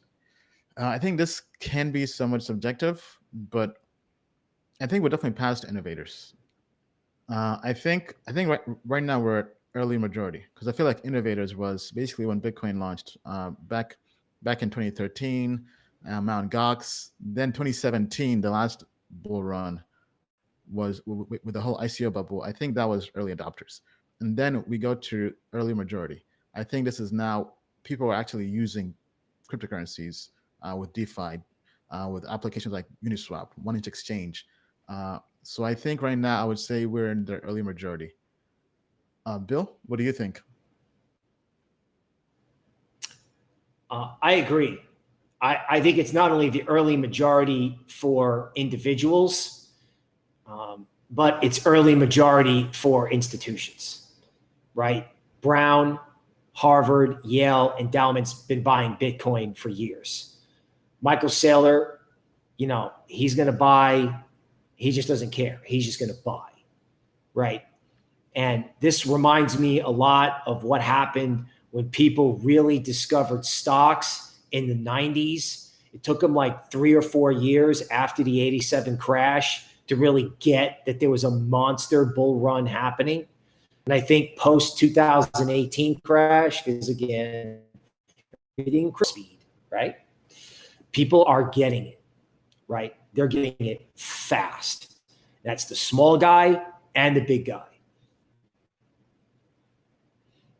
Okay, all right. So pulling this up here on Wikipedia, in this example, whoever made this adoption lifecycle, they're saying innovators had larger firms. It looks like the example is with farms. But anyway, innovators had larger firms, were more educated, more prosperous, and more risk-oriented. So basically degens. In a way, early adopters, younger, more educated, tended to be community leaders, less prosperous. Early majority, more conservative, but open to new ideas, active in community, and influence to neighbors. Yeah, I think this is where we are with Robinhood, with Dogecoin, because the floodgates are going to open. So once people go from buying Dogecoin to buying altcoins, I think that's when everything's really going to blow up in a good way, meaning to the moon and beyond. But good question. Okay, let's get to the comments here. We have some super chats. Let me pull them up here. Just make sure we don't miss any. And if you're enjoying the stream, be sure to smash the like button and subscribe. Put on alerts. Also join us at tokenmetrics.com. Okay, super chat from the Legato Fox, Quadrant Protocol, E-Quad, Project Wenchang. Okay, I'm getting lost here. Okay, has a top 5 tech company partnership. Also a VP of engineering of Chainlink as an advisor on this project. Okay, Quadrant Protocol. I have heard of that. Unless this is a different. Okay, so $10 million market cap, under $1 million daily trading volume, trading on Uniswap. Okay, this is a different project. I was thinking of, I think maybe Quant Network. Okay, so let's take a look at this. As Bill pulls up the TA, the protocol. I have Quadrant Protocol. Is that the one you're looking at? Yes, Quadrant Protocol. Okay. Quad, E-Quad or Quad. It's on Uniswap. Okay, let me pull this up here. Okay, here it comes. Okay, so this is Quadrant Protocol from CoinTrader, and it has a nice trend-like structure to it when it went up, so that's good. Okay, let me see if I can draw that out for you. Okay, it has a nice 1, 2, 3, 4, 5. Okay, And then it comes down here and it's kind of hanging out around that big 62% retracement level. Okay, so here's what I'll tell you about this. It looks like people may have given up right here. Again, January 31st, Quadrant Protocol can start trending higher again. It doesn't have to moon, just has to get itself going again on the upside. Then you can start believing in it, right? But the bulls have to demonstrate that they've got control here before I would get too excited. That said, if you are excited about it, it's basically one rally away from really going up. All right, that's good news. Okay, next question, super chat from Crypto Gamer. When token metrics on theta.tv and when DGen index? So DGen index is going to be launching soon. I would say we told you before end of the month. So I would say next week. Next week is when we plan to launch the DGen index. So stay tuned. Pretty much for those who don't know, it's going to be the low cap index. This is something customers have been asking for. So it's coming. It's coming. It will be DGen index. We'll take cryptocurrencies with a market cap under 30 million and over about 300,000. Right. So trying to make sure even when we do DGen, we're doing it in a safe way. Now we're also looking into possibly launching human-based indices. So kind of what Bill did before with this portfolio and maybe even my portfolio. I know lots of people have been asking me to bring back and share what I'm investing in. So this could be kind of like a token metrics team indice, right? So imagine basically us taking all the projects we like. So me, Bill, our blockchain engineers, and building indices that are pretty much done by our team. And then we'll kind of show how to allocate that. So if you guys think that's a good idea, tell us down below in the comments and we'll try to make it happen. Then in terms of theta.tv, we looked into it. We've just been very, very busy. And we're also launching Token Metrics TV. So stay tuned, hoping to have that ready, I would say probably in Q2. But the idea is we're launching our own Netflix, basically, just for customers. If you're already a customer, you'll have access. You log into the platform and you'll have daily content. Imagine having Bill do a market update every single day and you can watch that on demand through our platform. So imagine going to like tv.tokenmetrics.com. Imagine being able to watch us via Roku, via Apple TV, via Fire TV, via Android app, Apple app, right? So this is the future, right? So on TV, and we think it will be able to offer even more value to customers. So stay tuned on that. Okay, let me see if there are any other super chats here. Okay, that one appeared twice. Okay, I think that might be it. Okay, let's go back to the AMA. Do you see ETH BTC pair surpassing its all-time high? Bill, what do you think about ETH versus Bitcoin? Okay, well, you know, in some ways they're asking the right guys. In some ways they're asking the wrong guys. Because yes, we do believe ETH BTC can go back to where it was in the heyday of ETH, you know, in mid 2017. So let me bring up the screen. Okay. Now, ETH BTC is got either a head and shoulders bottom or a teacup and handle. The last 3 weeks, you know, you've seen a lot of green action in Ethereum on the upside. And as we indicated earlier, ETH may be taking a break. I call it the pause that refreshes. Okay. So assuming the crypto market doesn't get wrecked and there's no big problem, okay, ETH is building up steam to literally just eventually rocket to the upside. So everyone is really into these like gigantic hyperbole targets for Bitcoin, like 100,000, 250,000. You know what? I don't doubt it, but what I don't understand is why a hyperbole target like 2,000, 3,000, 5,000, 10,000 for ETH isn't a subject of discussion. People don't talk about it because we've seen this teacup and handle or this head and shoulders bottom all over crypto for a year. And what inevitably winds up happening is you get a really explosive move, right? A really explosive move. As a matter of fact, if I just tweak that Fibonacci resistance line, it actually does make sense right here that ETH versus Bitcoin has taken a bit of a break. There's resistance here. But as with the last year, if it's just a pause that refreshes, frequently it pays to get long ETH with ETH BTC just below resistance.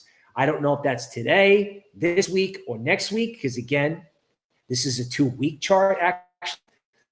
Just that. Okay. The point is this: ETH on a dip or a flush is a buy.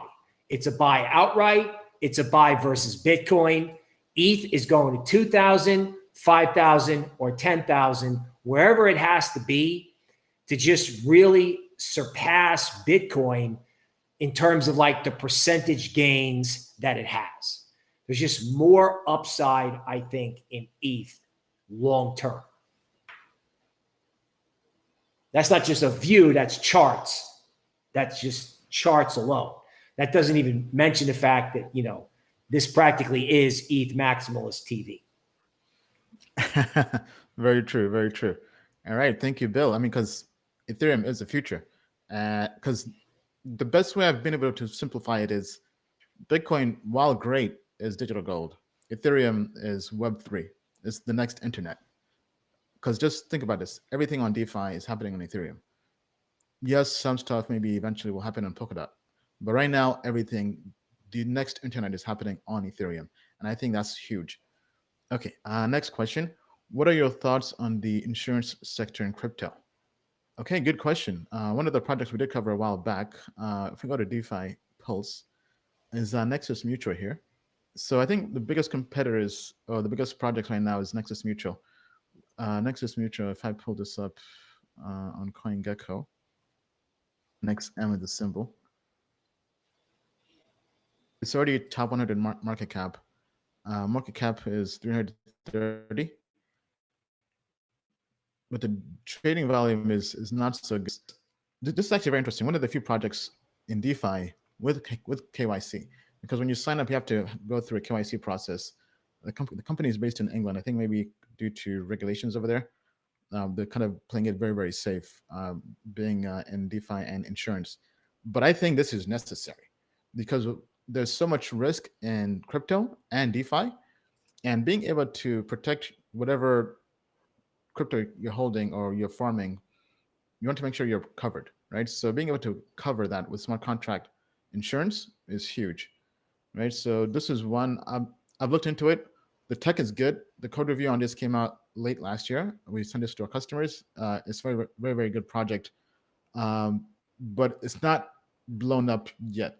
But I think from a ROI perspective, it's done pretty well. If we actually go to token metrics, this should be in there. It's mutual. And Bill, let me know when you're ready with the T on this as well. Because I know people are treating this through a wrapped token yet, wrapped system. Because due to regulations, I believe NXM cannot be transferred. It's really just meant for being used in insurance. However, there is a wrapped version of it that you can trade. And this has a market cap of 64 million. So this is probably the one you want to be looking at if you're just trading or investing in this. The other one is mainly just for utility. But I okay, mean, so go ahead, Bill. No, go ahead. I'm pulling it up now. Yeah, I mean, insurance is needed in crypto, right? I mean, so many projects are getting hacked, even projects that have been audited, right? Because going through and doing security audits gives us comfort, but I mean, software always has bugs. People can always find hacks in code. So I think being able to go through audits, but also have insurance will help you sleep at night, right? So like with me, I'm looking to probably start using idle finance. So I'll look into and see if that's available on Nexus Mutual. And then also Yearn also has covers as well, where you can get insurance on that. I've not used that recently, but yeah, cover. Let's see what they have available here. Okay, I think I might have to connect my MetaMask to it. But anyway, to you, Bill. Okay, so this is a 12-hour chart, wrapped NXM versus Tether. Sunday, January 31st. What's happening here? Well, this looks like a steady uptrend. You know, I know crypto, we're used to these moon parabola type of moves, but it looks like, you know, this token came to, like, you know, it broke out, right? It had a nice move. Everyone got a little too excited. And now it's coming back down and testing this inflection area at like $35 unit, right? $35 price. Now, if that holds, okay, check out where this thing used to be, right? This thing back in the heyday of DeFi was like 72. So I like things in the DeFi universe that people have either given up on or given up on it on the sense that they don't pay much attention to it. Okay, this has a use case, right? You're not going to be involved heavy DeFi without insurance. So if this thing holds dip, which I suspect it might, or there's some sort of flush in the crypto system in general that washes everything out, that's going to be a thing you're going to want to get. All right. Thank you, Bill. Okay. Next up, thoughts on Elrond, EGLD, technical analysis on that. I mean, Elrond has been tearing it up, the higher rated projects on token metrics recently based on the quant grades. So congrats if you've been making money with that. I mean, it's been doing very, very well. Just so I got in earlier. But Bill, let me know when you're ready. Let me also pull this up on token metrics. EGLD.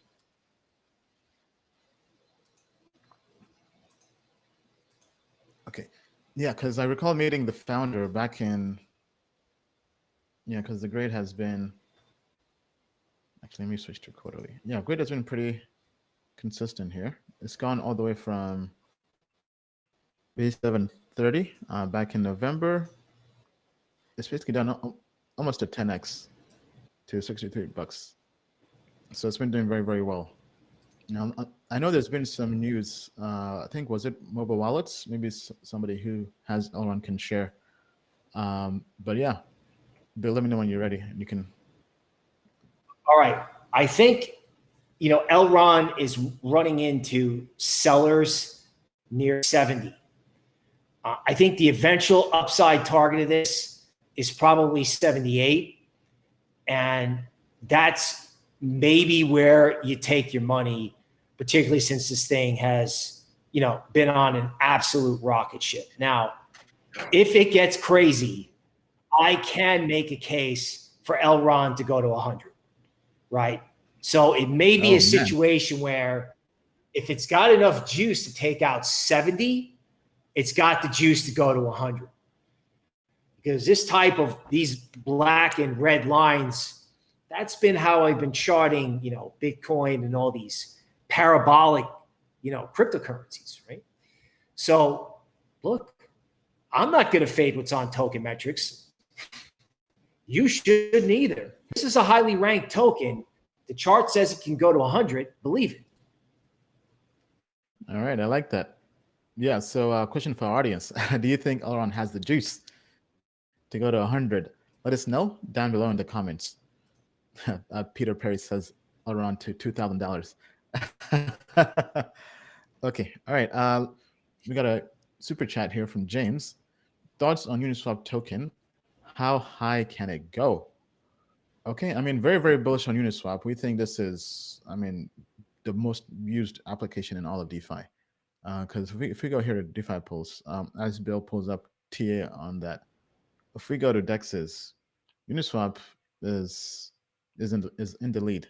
Now, honestly, I'm bullish on both Uniswap and 1inch Exchange. I do have both tokens. I think those two, to me, really epitomize DeFi and then DeFi 2.0. Uniswap is launching version 3, which will be a lot more faster, lower gas fees, just a better application that can scale.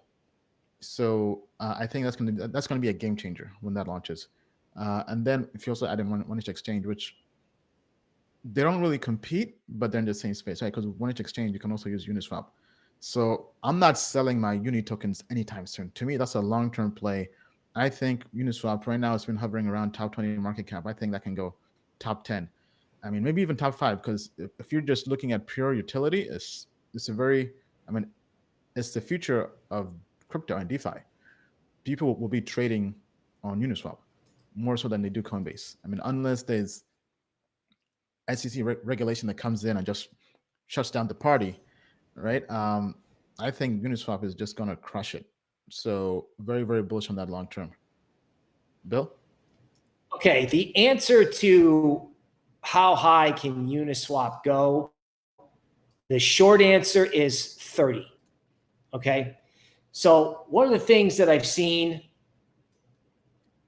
in DeFi is that once a move starts to extend itself and you're able to use these Fibonacci extension tools, okay, you have to just use your imagination, right? So if Uniswap is the future, if Uniswap's going to do, basically become like a new paradigm, in other words, Uniswap as a token is mispriced. It doesn't reflect the incredible bullish reality that may be out there. So the way I'm going to do it is, I think if Uniswap can take out 18, okay, and really take it out, or maybe it's 20, then I think it just starts moving in $10 increments, right? So if it's above 18 or 20, it could go to 30, right? And if it's going to go to 30, then we could be in some mega bull cycle and it could go to 40. Now, these type of moves would unfold most likely if you got Bitcoin in consolidation and chill mode. I don't think you can get Uniswap at 30 or 40 with Bitcoin moving to 60K. So I think these type of moves, where you'd be looking for Uniswap to hit a price target of 30 or 40, you need Bitcoin to chill out in order for that to happen. Okay. All right. Thank you, Bill. I think this has been quite the live stream. Definitely smash the like button, subscribe, put on alerts. What a week. Crazy week. GameStop, Wall Street bets, Dogecoin, alt season, idle finance. I mean, quite the week, right? So I think it's time for us to wrap things up. Bill, any last words to our crypto family? Yes, this week's advice is be flexible. This week's advice is be proud of yourself.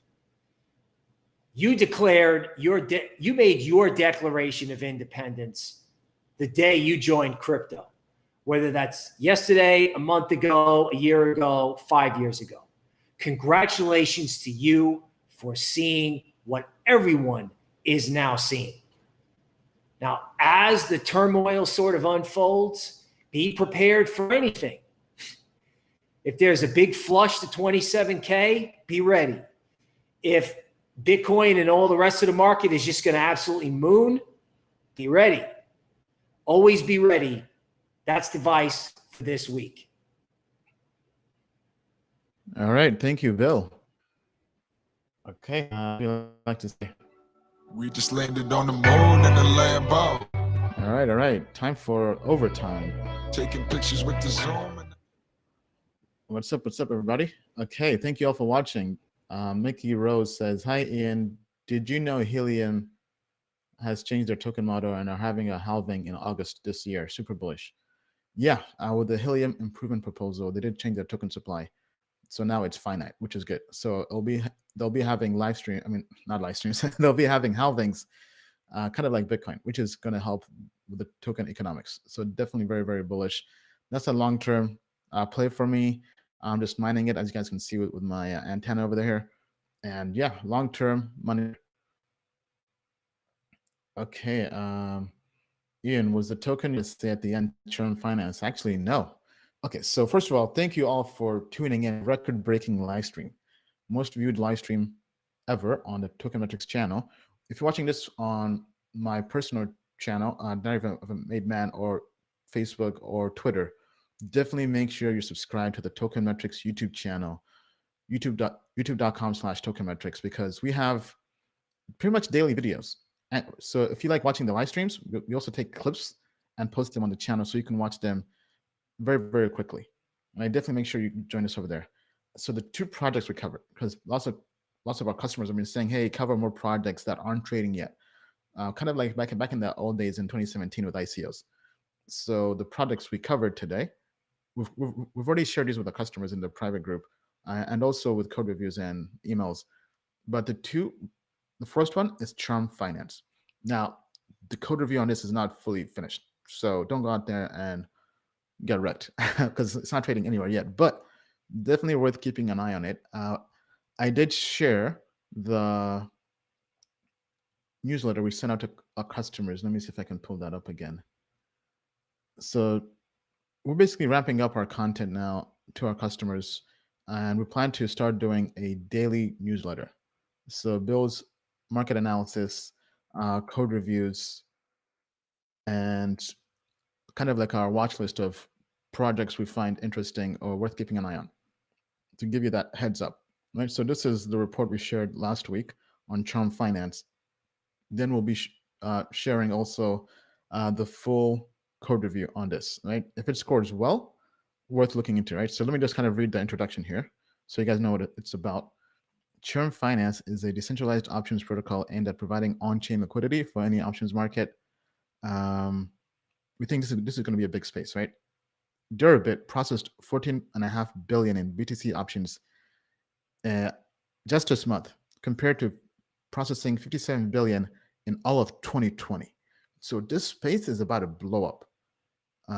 Then they go through kind of the technicals of this, right? I'm not really a trader, but if you are, definitely good to know, right? This kind of gives you the synopsis.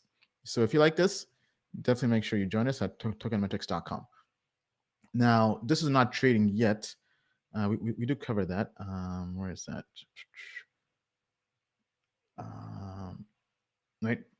Right now it's unaudited. Actually, where's the link? I'll have to ask our blockchain engineer, because Google is not returning anything. Let me actually see if this is the site. No, that's not the site. You'll have to ask our developer. Yeah, Charm Finance. This is their Twitter. Yes, Charm.fi. Okay, there we go. Okay, not working in the US. That's the downside of being in the US. Okay, but anyway, worth keeping an eye on. Okay, they're not launching yet. They're doing some kind of liquidity mining program, but I think this has a lot of potential. But pending the final code review, which we'll share to our customers probably this coming week if it's finished, because typically we're doing about code reviews. Then other one, this we did share as a code review back in December to our customers. This is called Tornado Cash. The score was good. It was like at 82%, I believe.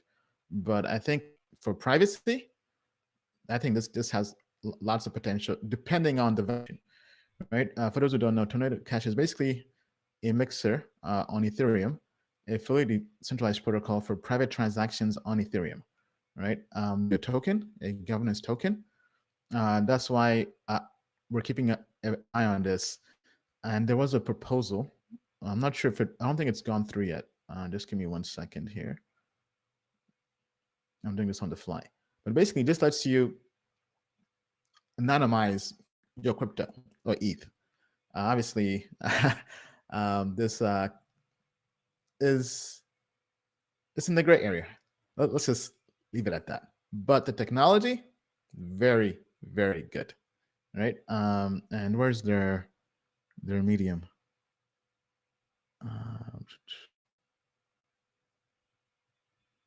Yeah, airdrop, right? So basically anybody who's ever used this is earning a token, right? And then let me sorry, let me just do this again. Tornado Cash.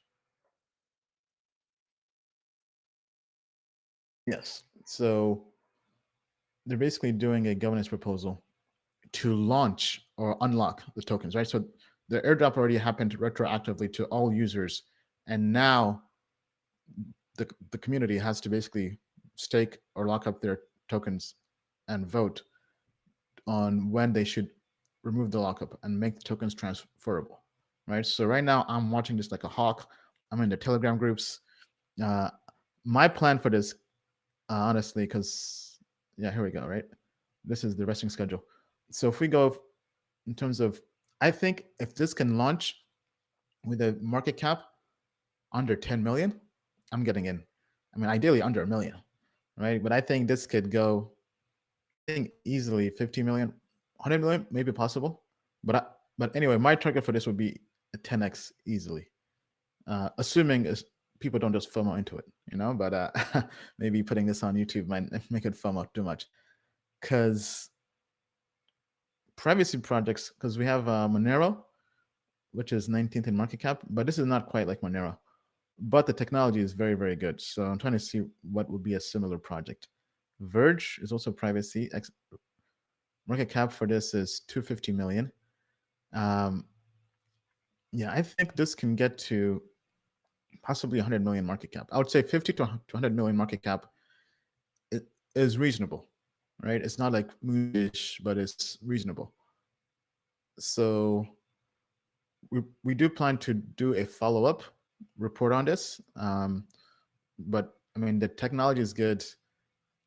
Let's see if we can their site here. Sorry, just give me 1 second. I'm doing all this live. But anyway, those are the 2 projects to add to your watch list. Brought to you by Token Metrics. Okay, those are the audits. I want to go to the technology. Sorry, guys, just give me 1 second. Because I saw it on Telegram. There was a proposal on Telegram that they did share.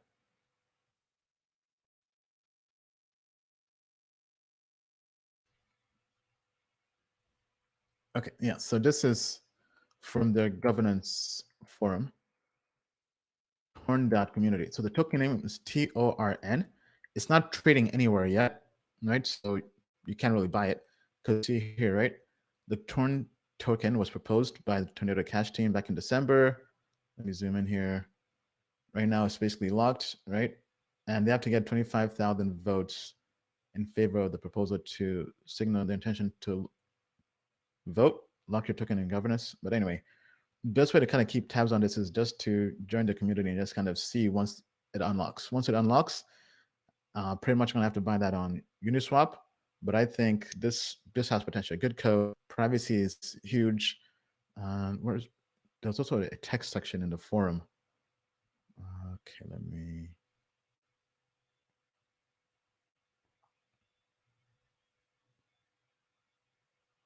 let's go back to the forum here.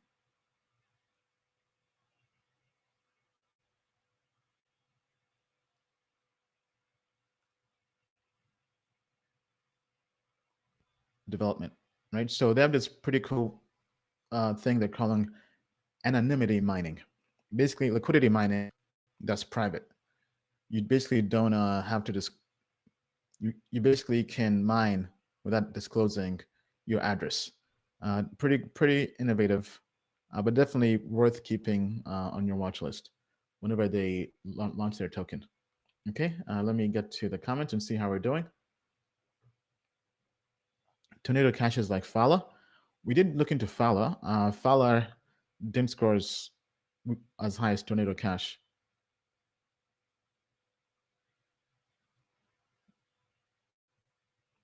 It's on CoinGecko. Which project? Really? Okay, let's take a look.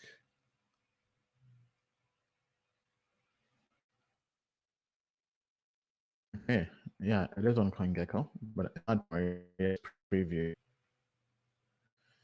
So hopefully there's not too much FOMO.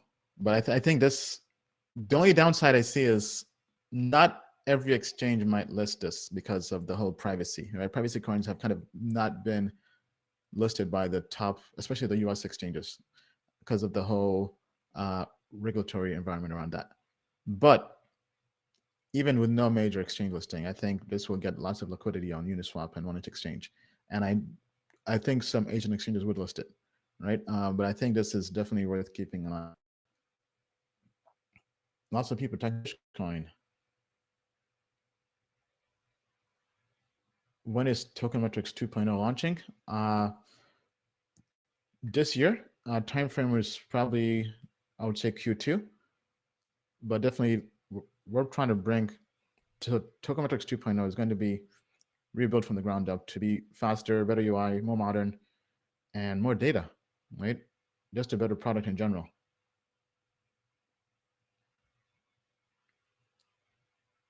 Okay, what other questions do you guys have for me that I can help answer?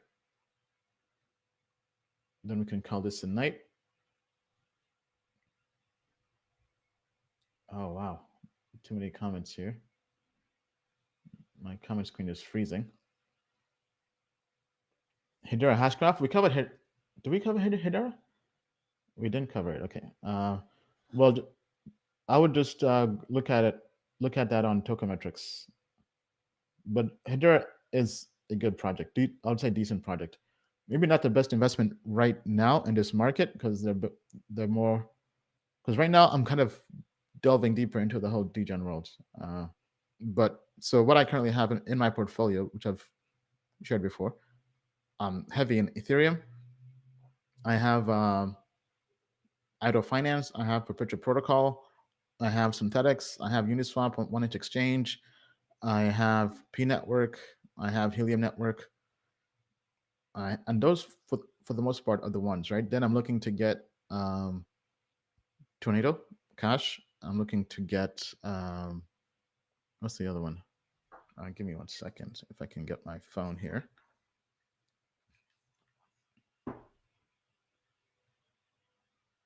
Oh, Charm Finance. Charm Finance is that one. And let me see, if there's anything else I missed. Yeah, I think those are the main ones. I'm looking at Edgware, but I feel like I missed that boat. I feel like that's too late. I think that ship has already sailed. But I am looking to get into more Polkadot projects. So maybe the next one. Polkastar was a decent project, but that one has already sailed too, right? That rocket ship is already gone.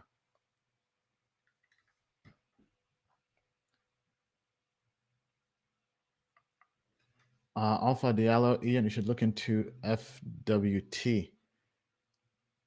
Okay. Sorry, I'm about to go live on IG as well. So just give me 1 second. We're doing 2 live streams here. If you don't follow me on IG, add me, Diary of a Made Man. Let us go. Okay, all right. So FWT.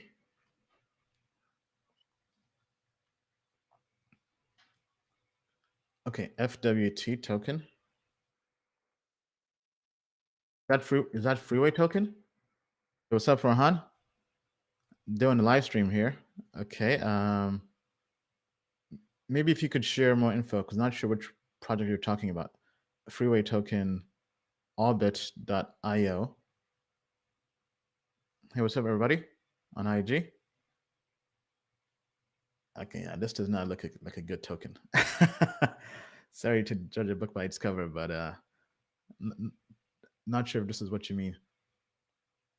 Okay, all right. So somebody was asking which helium antenna did I get? Good question. Who had that question? Yeah, belated. Okay, so let me pull that up because I did share this with the private customers in the private group, so I can find that link there.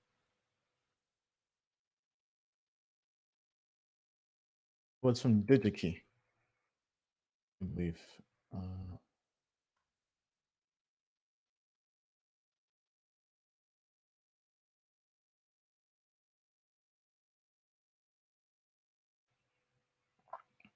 Okay, maybe not. Because I thought I just. Okay, sorry, I have to go digging through links.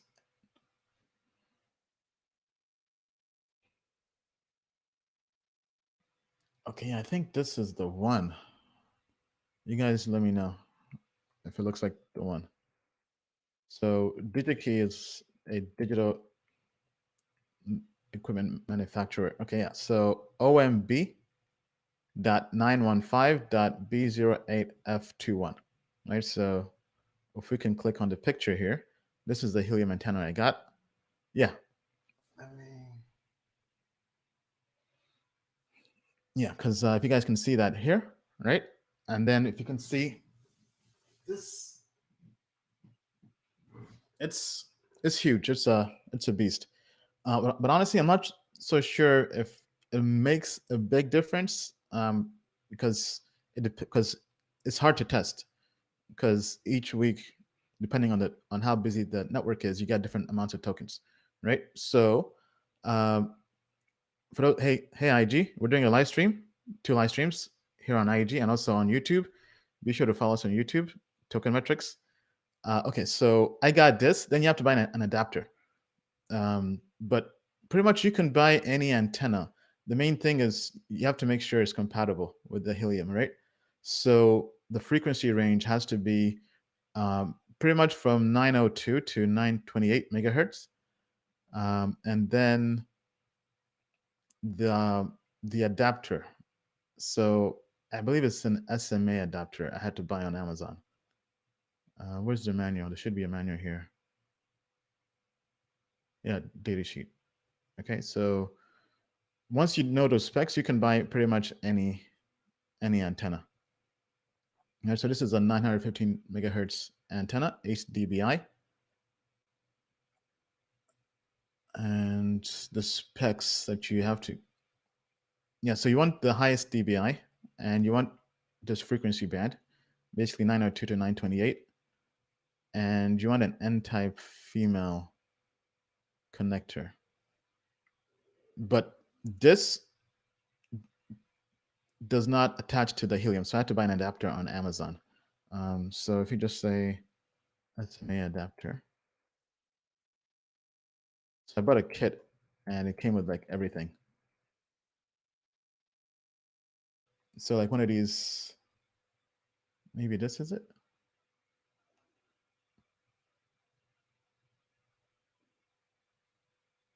Yeah, so something like this, right? Yeah, SMA adapter, right? So this lets you connect pretty much any antenna to the helium antenna, right?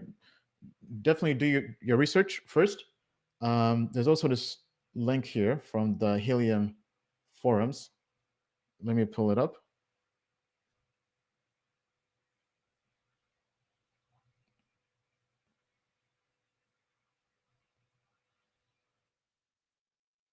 So community.helium, or just Google helium antenna. I think it's like the first result on Google.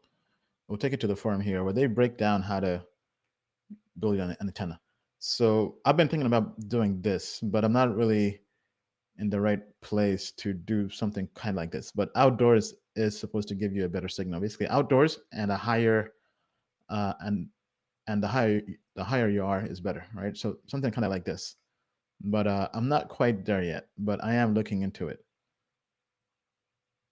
And ideally on the rooftop, but I'm not climbing the roof anytime soon. But yeah, that's what I'm doing with helium.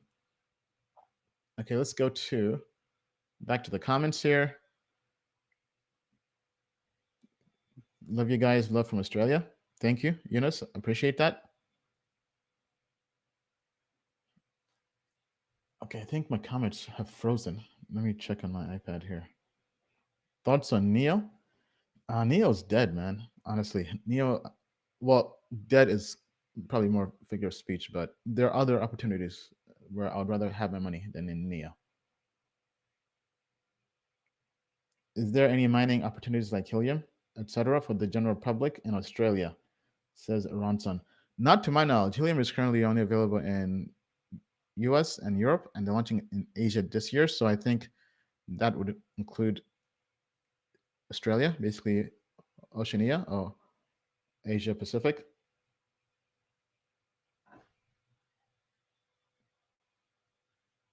Evan, thank you. Appreciate that super chat. Is mining helium worth it in rural areas? Says Andrew. Definitely not. Well, yes, it's still worth it because you can still earn HNT tokens from the internet, but you earn a lot less, right? Because I was in a suburb. I was about 20, 30 minutes outside of DC, and there wasn't any other hotspots near my home. The closest was probably about 5 or 7 miles away. So it was bad. I'm definitely earning a lot more down here in Austin than I was back in Maryland. That's probably one of the reasons I moved too. Being in a good place for crypto, you can definitely make more money. But even being about half an hour outside of DC and not being in a good region, I was still able to recoup my investment in the Helium device because I bought it for about $400, $500 when it launched, like day one. So from that perspective, yes. From are you going to make a killing and just print money?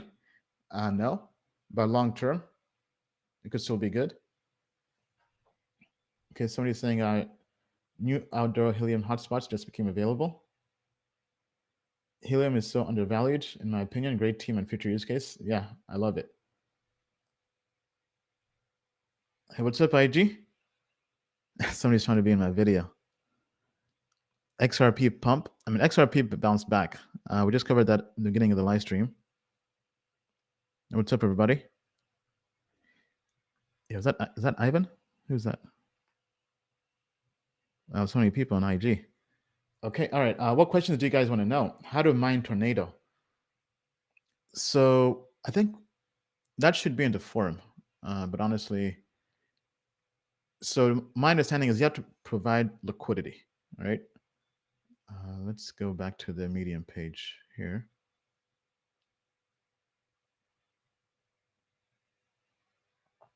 Yeah, because this project is very, very quiet, but sneaky good, right? Like they blog like twice a year. One was to announce Chainlink integration, and the other was to announce their token, right? So it seems very, very small community, and also very small team, I would believe, right? Because it's pretty much open source. But the anonymity mining I talked about is how you would earn it, basically by providing liquidity, would be how you would earn the token.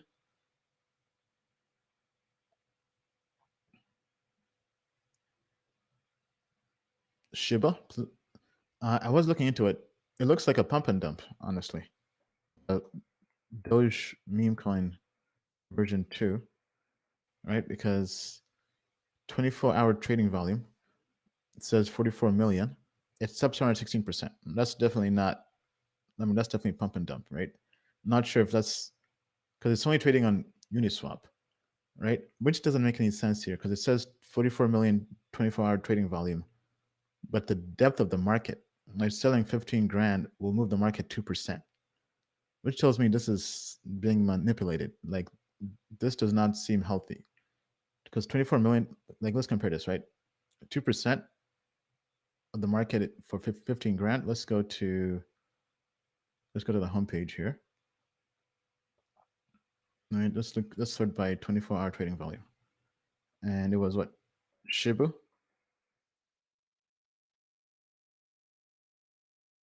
Let me, why isn't it showing up?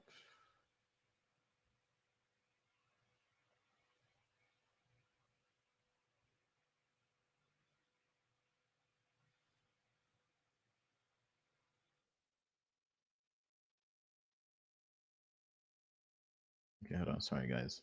Okay, we're looking for 44 million.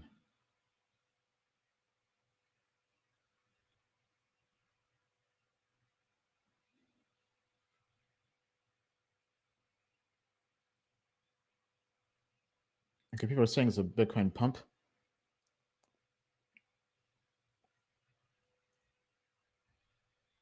Yeah, I mean, it's definitely a pump and dump. But why isn't this sorting by volume anymore?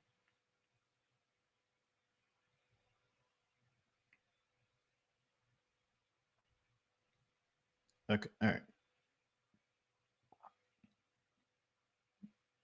Yeah, CoinMarketCap is not even showing it. They have some kind of censorship here. But okay, let's find a project like UMA, right? They have 38 million daily trading volume for today. If we go to the depth of their market, right, 2% is 121,000 on Balancer, right? So this has more depth with the market, with less trading volume.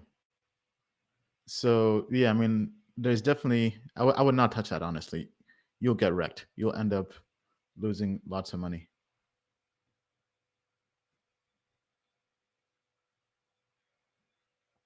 Can you look into Elevate DeFi? It's from the creator of RFI, 100x Potential. It says Beller M. Yes. Okay, let's look into Elevate DeFi. What's up, IG? Any questions for me? You guys making that crypto money? What's up, Lloyd? What's up, Captain Cash? Have I looked into Bao Finance? We're looking into it actually during the live stream, but not fully. Elevate DeFi. Not finding that on CoinGecko.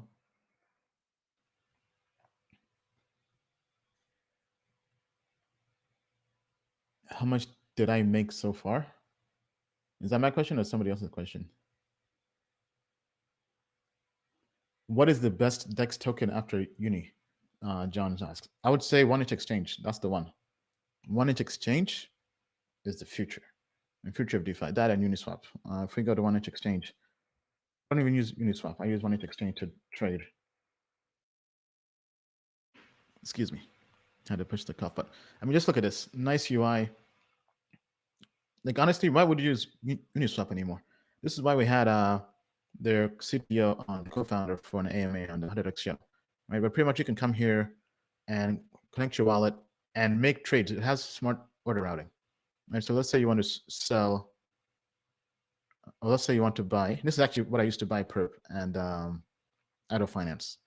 Like, honestly, this is the way to go. So let's say you have 10 ETH and you want to buy, let's say Idle Finance.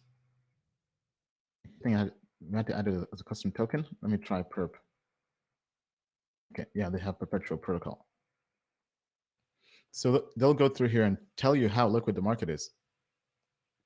So in this case, it is liquid. If we go to 100 Ether, it got a lot more liquid. Okay, there we go. Wow, so trading volume has shot up for this. I should have bought more then. Okay, but anyway, yeah, right. So it goes through, it tells you how much you would lose, right? So you'd lose 5%, almost 6% on slippage. But the cool thing is, right, they're breaking up the order and going on all these different exchanges, right? So they'll send 70% to WETH, which is wrapped Ethereum, which then goes to USDC, and that gets sent to SushiSwap, Uniswap, and PMM1, whatever that is, then Balancer. And then the rest, 30%, goes through wrapped Ethereum, then Uniswap and SushiSwap, right? So they handle all the smart order routing to get you the best fill. So definitely worth looking into. And honestly, it's the only way to really do DeFi, I think. Other ones to keep an eye on, there's Paraswap. But honestly, I've never used that one. But I think that one's backed by Coinbase. I'm not sure if they have a token.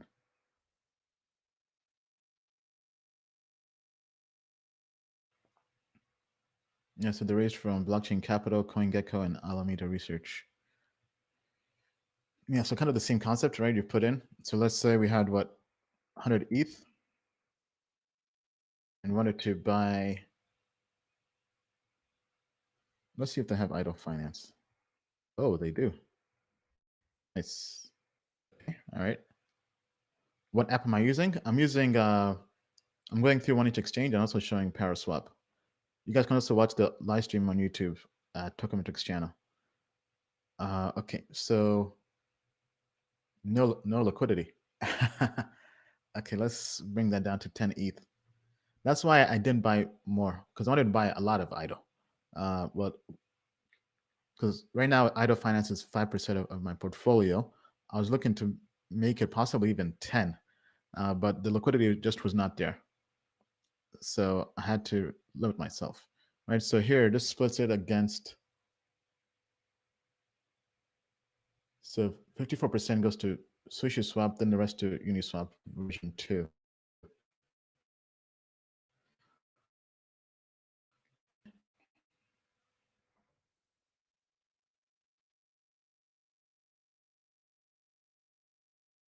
No token yet. All right. Okay, what are the questions you guys have for me? Okay. Yeah, guys, let's not spam too much here. Oh, ELE? Okay, let me look into that. ELE. Elevate. Trading volume under 400K for the 24-hour. Markets is only on Uniswap. Okay, DeFi 2.0 token that pays you just for holding it. Let's take a look and see what's going on here. Effortless passive income. That seems too good to be true. Okay, inflation meet deflation. So it looks like one of those algorithmic coins. Elevate introduces a new transactionless inflation mechanism. Yeah, I don't really do those coins. Amperforth innovated, but there've been so many clones, so many rug pulls that honestly, I would not touch this until one of our developers did a code review on it, or until it got listed on a major exchange that I trusted. But typically, by the time it gets there, it might be too late to have those big gains. But yeah, I mean, we definitely like better trading volume, more markets, and because with this you can get rug pulled overnight. And honestly, I hate doing rug pulls or being a part of rug pulls. My thoughts on Dash and DGB, not the place to be. Right now the money is in DeFi, so that's where the money is. Thoughts on Hex? People have made money on it, but I don't own any Hex.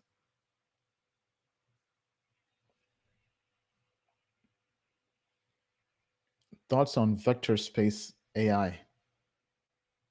Okay, vector space. Let's take a look at this.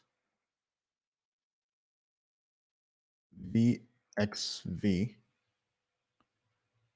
$20 million market cap, 260K 24-hour trading volume.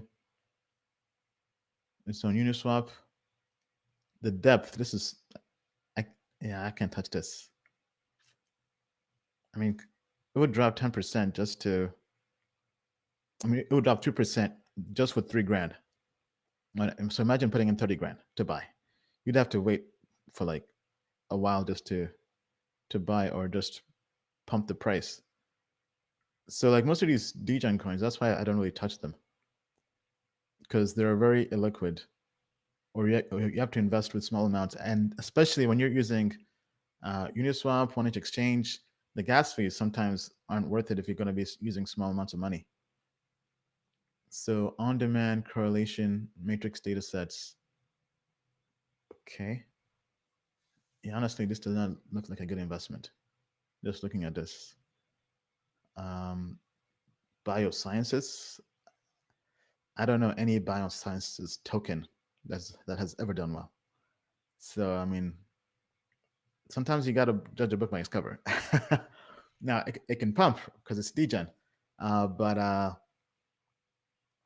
this, I personally would hold off until like our team can do a deeper dive. But even with this, I'm not really seeing the use case. I mean, yes, it's AI, but right now the money's in DeFi. DeFi, blockchains, projects doing big things.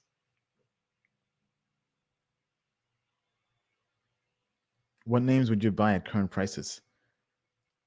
So we covered this in the beginning of the show on YouTube, but pretty much what I've bought this month Idle Finance, Perpetual Protocol. I bought PNT like back in September. P Network. All these are low cap, risky. Purpose kind of mid cap. But right now I'm looking for more low cap gems. Right, I'm looking to get that 10x, 100x.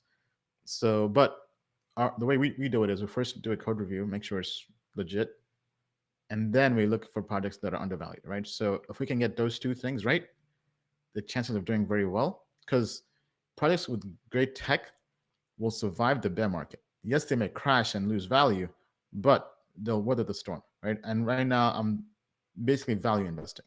So, and I don't need the money right now, so I can wait. Because, for example, like imagine I invested in the private sale of Chainlink and I sold. Imagine if I hodled all the way through that. Man, I'll be having this live stream on my yacht. Chainlink is now top 10 market cap. Oh man. So I think sometimes you have to be patient.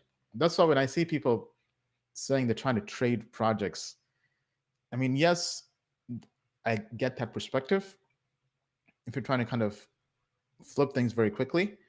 But after a while, you can just have almost a passive approach, right? A long-term approach. So imagine if I never ask for a refund for synthetics in their private sale. I mean, I'll be having this live stream on the moon, right? So, because the system is there, and we know the system works. Because if we go to CoinGecko here, right? Like all these projects, we knew they were good. I mean, obviously Bitcoin and Ethereum, Polkadot, people knew it was good. Cardano, Chainlink, Stellar, Uniswap, Aave is good. Synthetics, so like Cosmos, like the good projects are there. Sometimes it just takes time, right? So, because let's look at this. What's been the best gaining project? Dogecoin, of course, but Voyager token, right? Like our quant grade picked this up this month, and it's in the indices. Speaking of the indices, we're launching new updates this coming week. The indices are going to be more improved. We've listened to your feedback. We've added a restriction on the number of stablecoins for the indices, and now the indices will model, or they'll look a lot similar to the actual quant grade, right? So in terms of how much weight we give towards our grade and trying to make sure it's correlated and all that stuff. So now we think indices will be even better, right? So far in our testing, they performed better than Bitcoin and the total crypto market cap. So those changes will be coming soon. INJ will do well. There's lots of interest in injective protocol, and I can see why, but our developers liked Perpetual Protocol over injective. Not to say injective is not good. It's a decent project, but not where I would go all in on. But I mean, I can definitely see why people like it. Yeah, go ahead and smash the like button. We're almost there. We got 500 people in the overtime session. If you just joined, we gave away 2 gems, right? Projects haven't launched yet. Put them on your watch list. Do the research once it comes out. Tornado Cash and Term Finance. Tornado Cash, we already did a review on it. Very good project. Depending on what the valuation is when it launches, will determine how much you should go in with. All right, I think any other questions, guys? Non-coin questions? Have you taken profits from the PNT pump today? Honestly, no. I mean, I don't have much PNT relative to my portfolio. It's less than 1% of my portfolio. So to me, it's just like a long-term investment. So bought it, and I'll look at it probably a year or so down the line, right? It's one of those, it can go to zero, and I won't really care because it's a very small investment. So it's money I'm willing to lose. And it's not, I'm not really trying to trade it. And it's kind of like one of those set and forget, it's a moonshot. What's the cheapest way to get coins off exchanges? You mean like fiat on-ramps? Well, don't use Coinbase. Use Coinbase Pro if you're on Coinbase. Coinbase Pro, you pay lower fees. There's Gemini. Gemini has no withdrawal limit. That's why I like Gemini. There are OTC markets like local Bitcoins, but that's like Craigslist. I've heard stories of people getting scammed. So I'll be careful with that.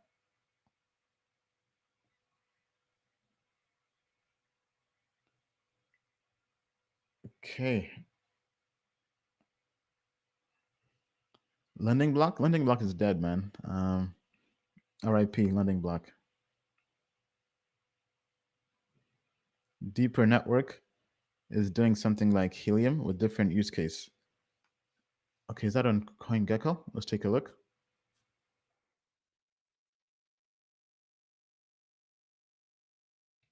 No, not saying that on CoinGecko. Thank you, Zach. I appreciate that. GRT, yeah, GRT has been doing very well. We definitely do talk about that. We've done that on almost on every live stream. But right now we think the profits might have peaked. Might be a good time to take profits if you're trading that.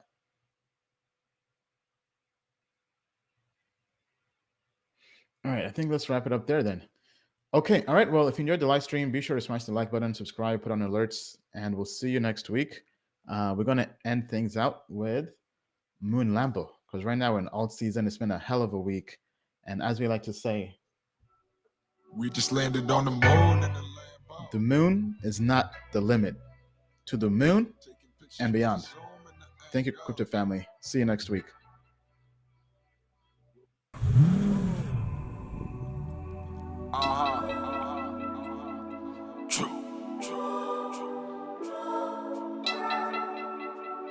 We just landed on the moon in the Lambo. It feel good, don't it? Alright. We just landed on the moon in the Lambo.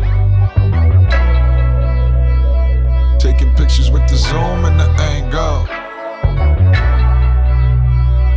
We'll be coming back to you with the samples. Our predictions coming soon with a halo. We just landed on the moon in the Lambo. Taking pictures with the zoom and the angle. We'll be coming back to you with the samples. Our predictions coming soon with a halo. We just landed on the moon in the Lambo. Taking pictures with the zoom and the angle. We'll be coming back to you with the samples. Our predictions coming soon with a halo. The moon and the angels. Made man began, hustle to greatness. Elon's on the phone, he got our wallets, a spaceship, but diaries for free. That's if you want to attain it. Spreadsheet can't leak if it ain't coming with payments now.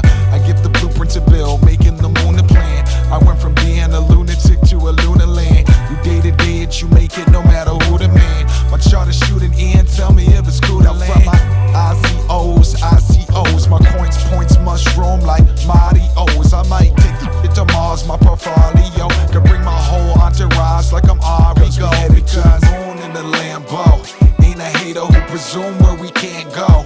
Lambos pulling up in twos like it's tango. Up in the clouds with my crew like I'm Lando. We just landed on the moon in the Lambo. Taking pictures with the zoom and the angle. We'll be coming back to you with the samples. Our predictions coming soon with a halo. The moon and the angels. Made man who died, read the game plan. They can't stand. We fly where they can't land. Lifestyle so good I gotta write down. Trying down, don't make me pull my drive out. Made man who died, read the game plan. They can't stand. We fly where they can't land. Lifestyle I never gotta lie about. Trying out, don't make me pull my drive out. Yeah, I wasn't always a celebrity. Had to do right till I left you a legacy. Blood, sweat, and tears on this trail like a Cherokee. Business had a mission like Apollo and so heavenly. Mercy Alago Argalata with the leather seats. How should I roam from my home through the 7 seas? And one day this wasn't built, I'm not Romulus. Grind to you sitting on a bill with no monikers. This for my mama, I turned up with no thermometers. I strain day after night like the Andromeda. I know what time it is, looking in the sky to lift my spirits. And my spirits, I don't whine, I just grind and get Yeah, trust in the process is essential. Studying the chart should be the object of your mental. Make the most to get the laser focus like you Diplo. Keep a couple secrets in the tails of the crypto. Keep a couple secrets in the tails of the crypto. Make the most to get the laser focus like you Diplo. Yeah, trust in the process is essential. Studying my chart should be the object of your mental. Moon in the Lambo, taking pictures with the zoom and the angle. We'll be coming back to you with the same pulse. Our predictions coming soon with a halo. We just landed on the moon in the Lambo, taking pictures with the zoom and the angle. We'll be coming back to you with the same pulse. Our predictions coming soon with a halo. The moon and the angels. Made man who died, read the game plan. They can't stand. We flying where they can't land. Lifestyle so good I gotta write down. Trying down, don't make me pull my drive out. Made man who died, read the game plan. They can't stand. We flying where they can't land. Lifestyle I never gotta lie about. Trying out, don't make me pull my drive out. Yeah. Alright. Don't make me pull my drive out. Crypto life. Yeah, yeah. Made man, baby, baby. How to rap true. Yeah. Direct made man. Stay tuned. Go.